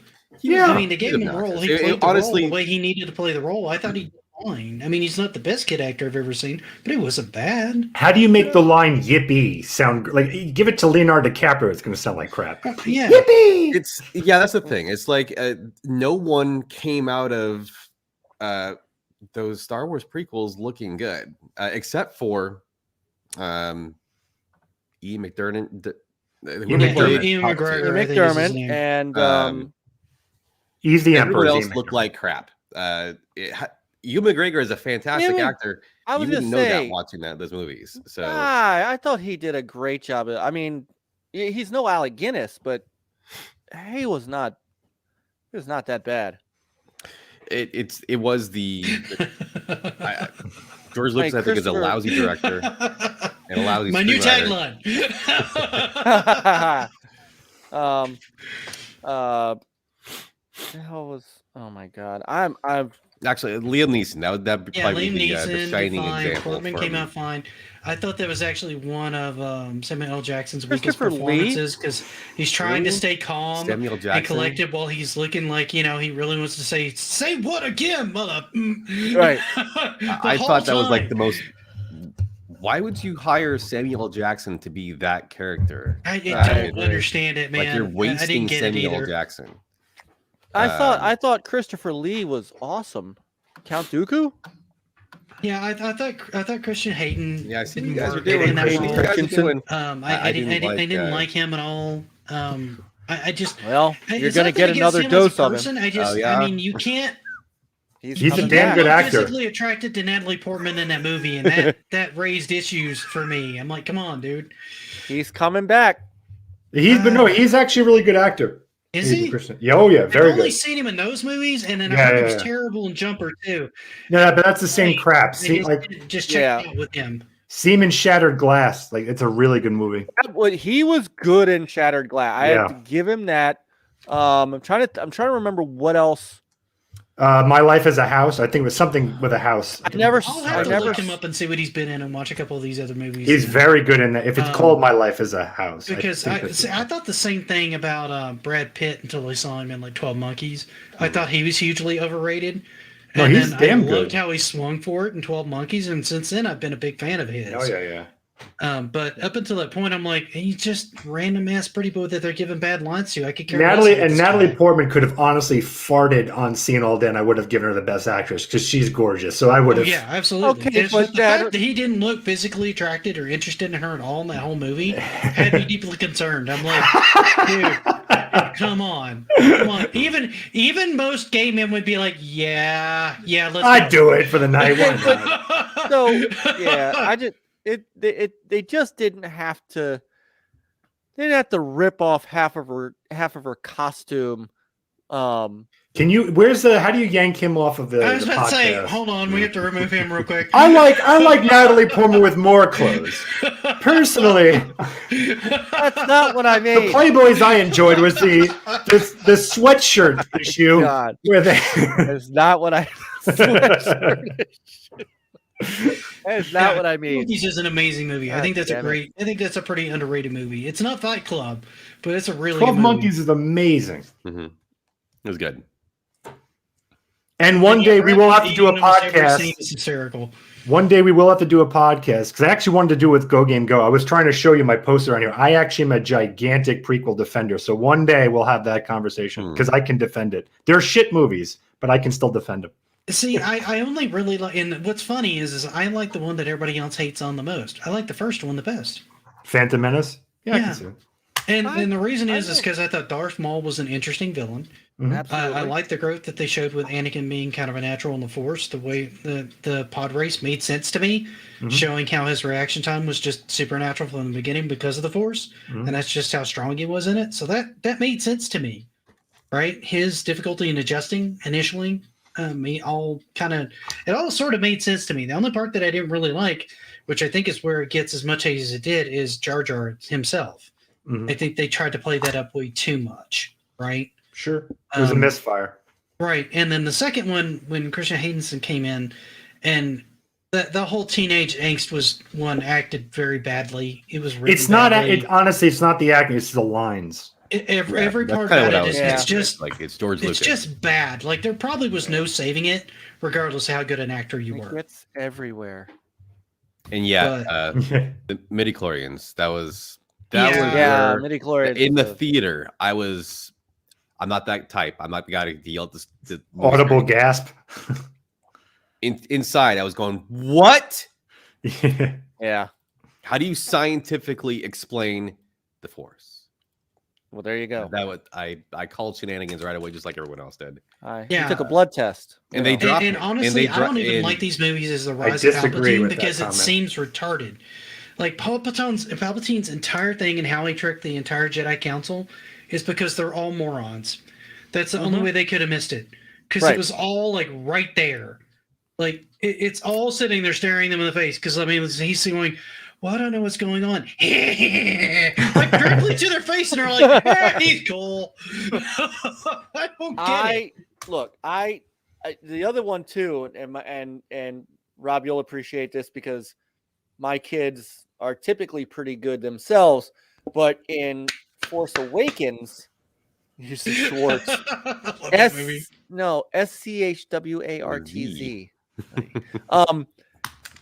We were watching one in not Force Awakens, Last Jedi. Last Jedi, when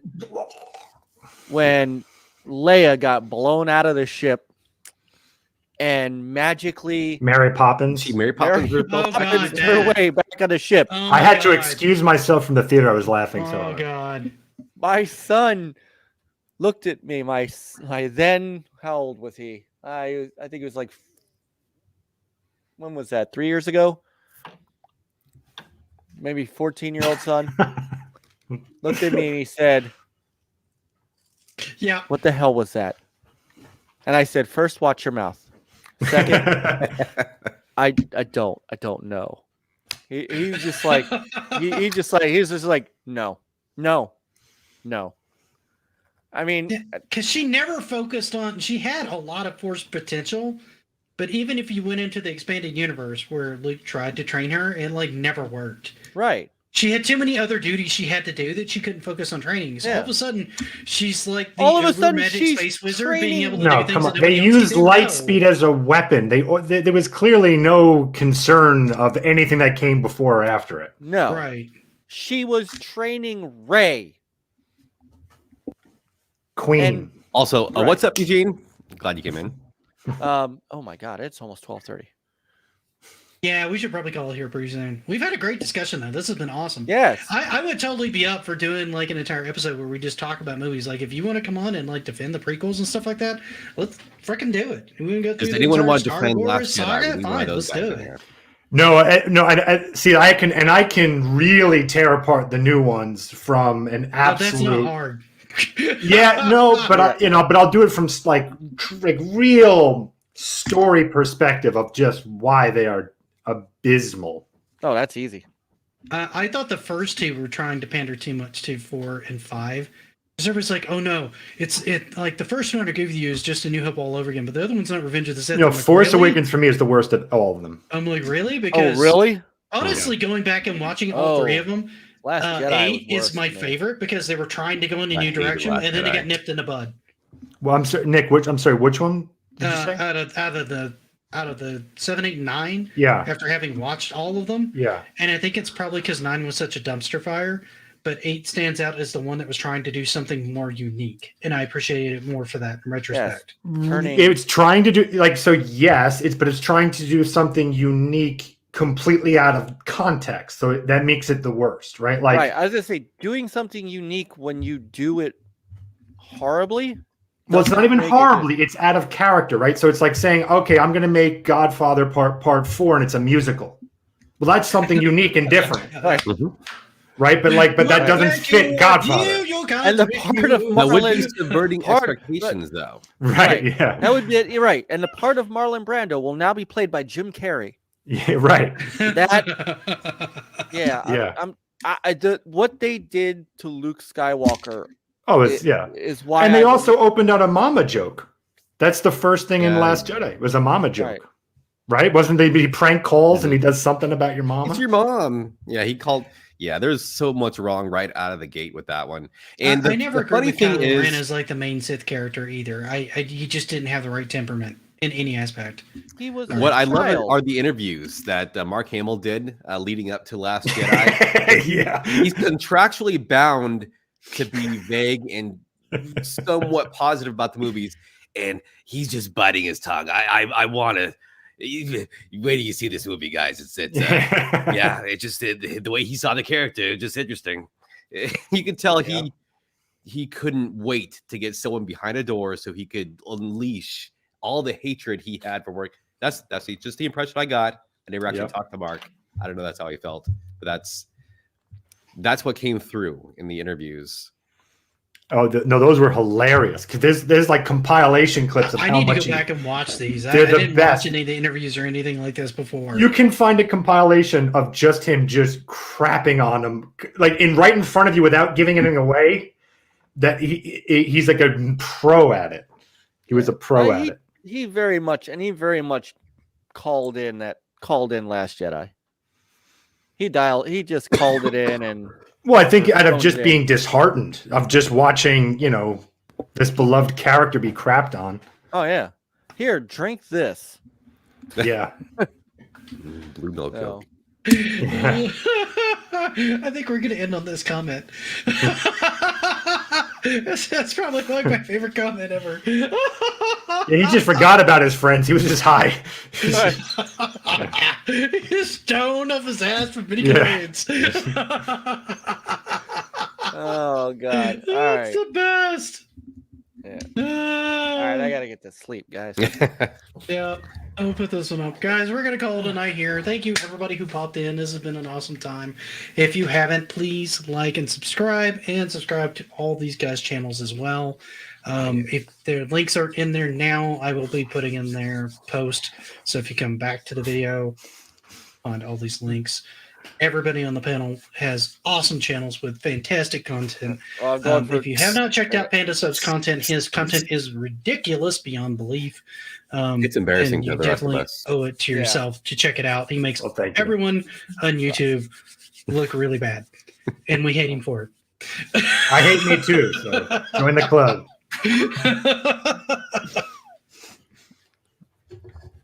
You'll shut on here some unsubbing to all of you.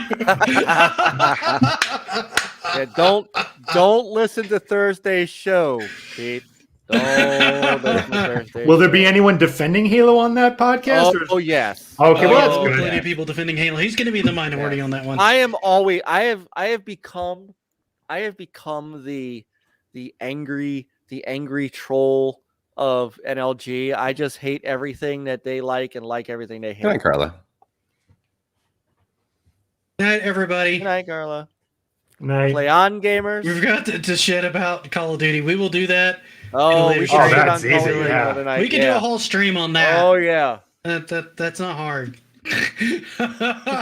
We forgot to shit about Call of Duty. Yeah, Well, there's pretty that much. too.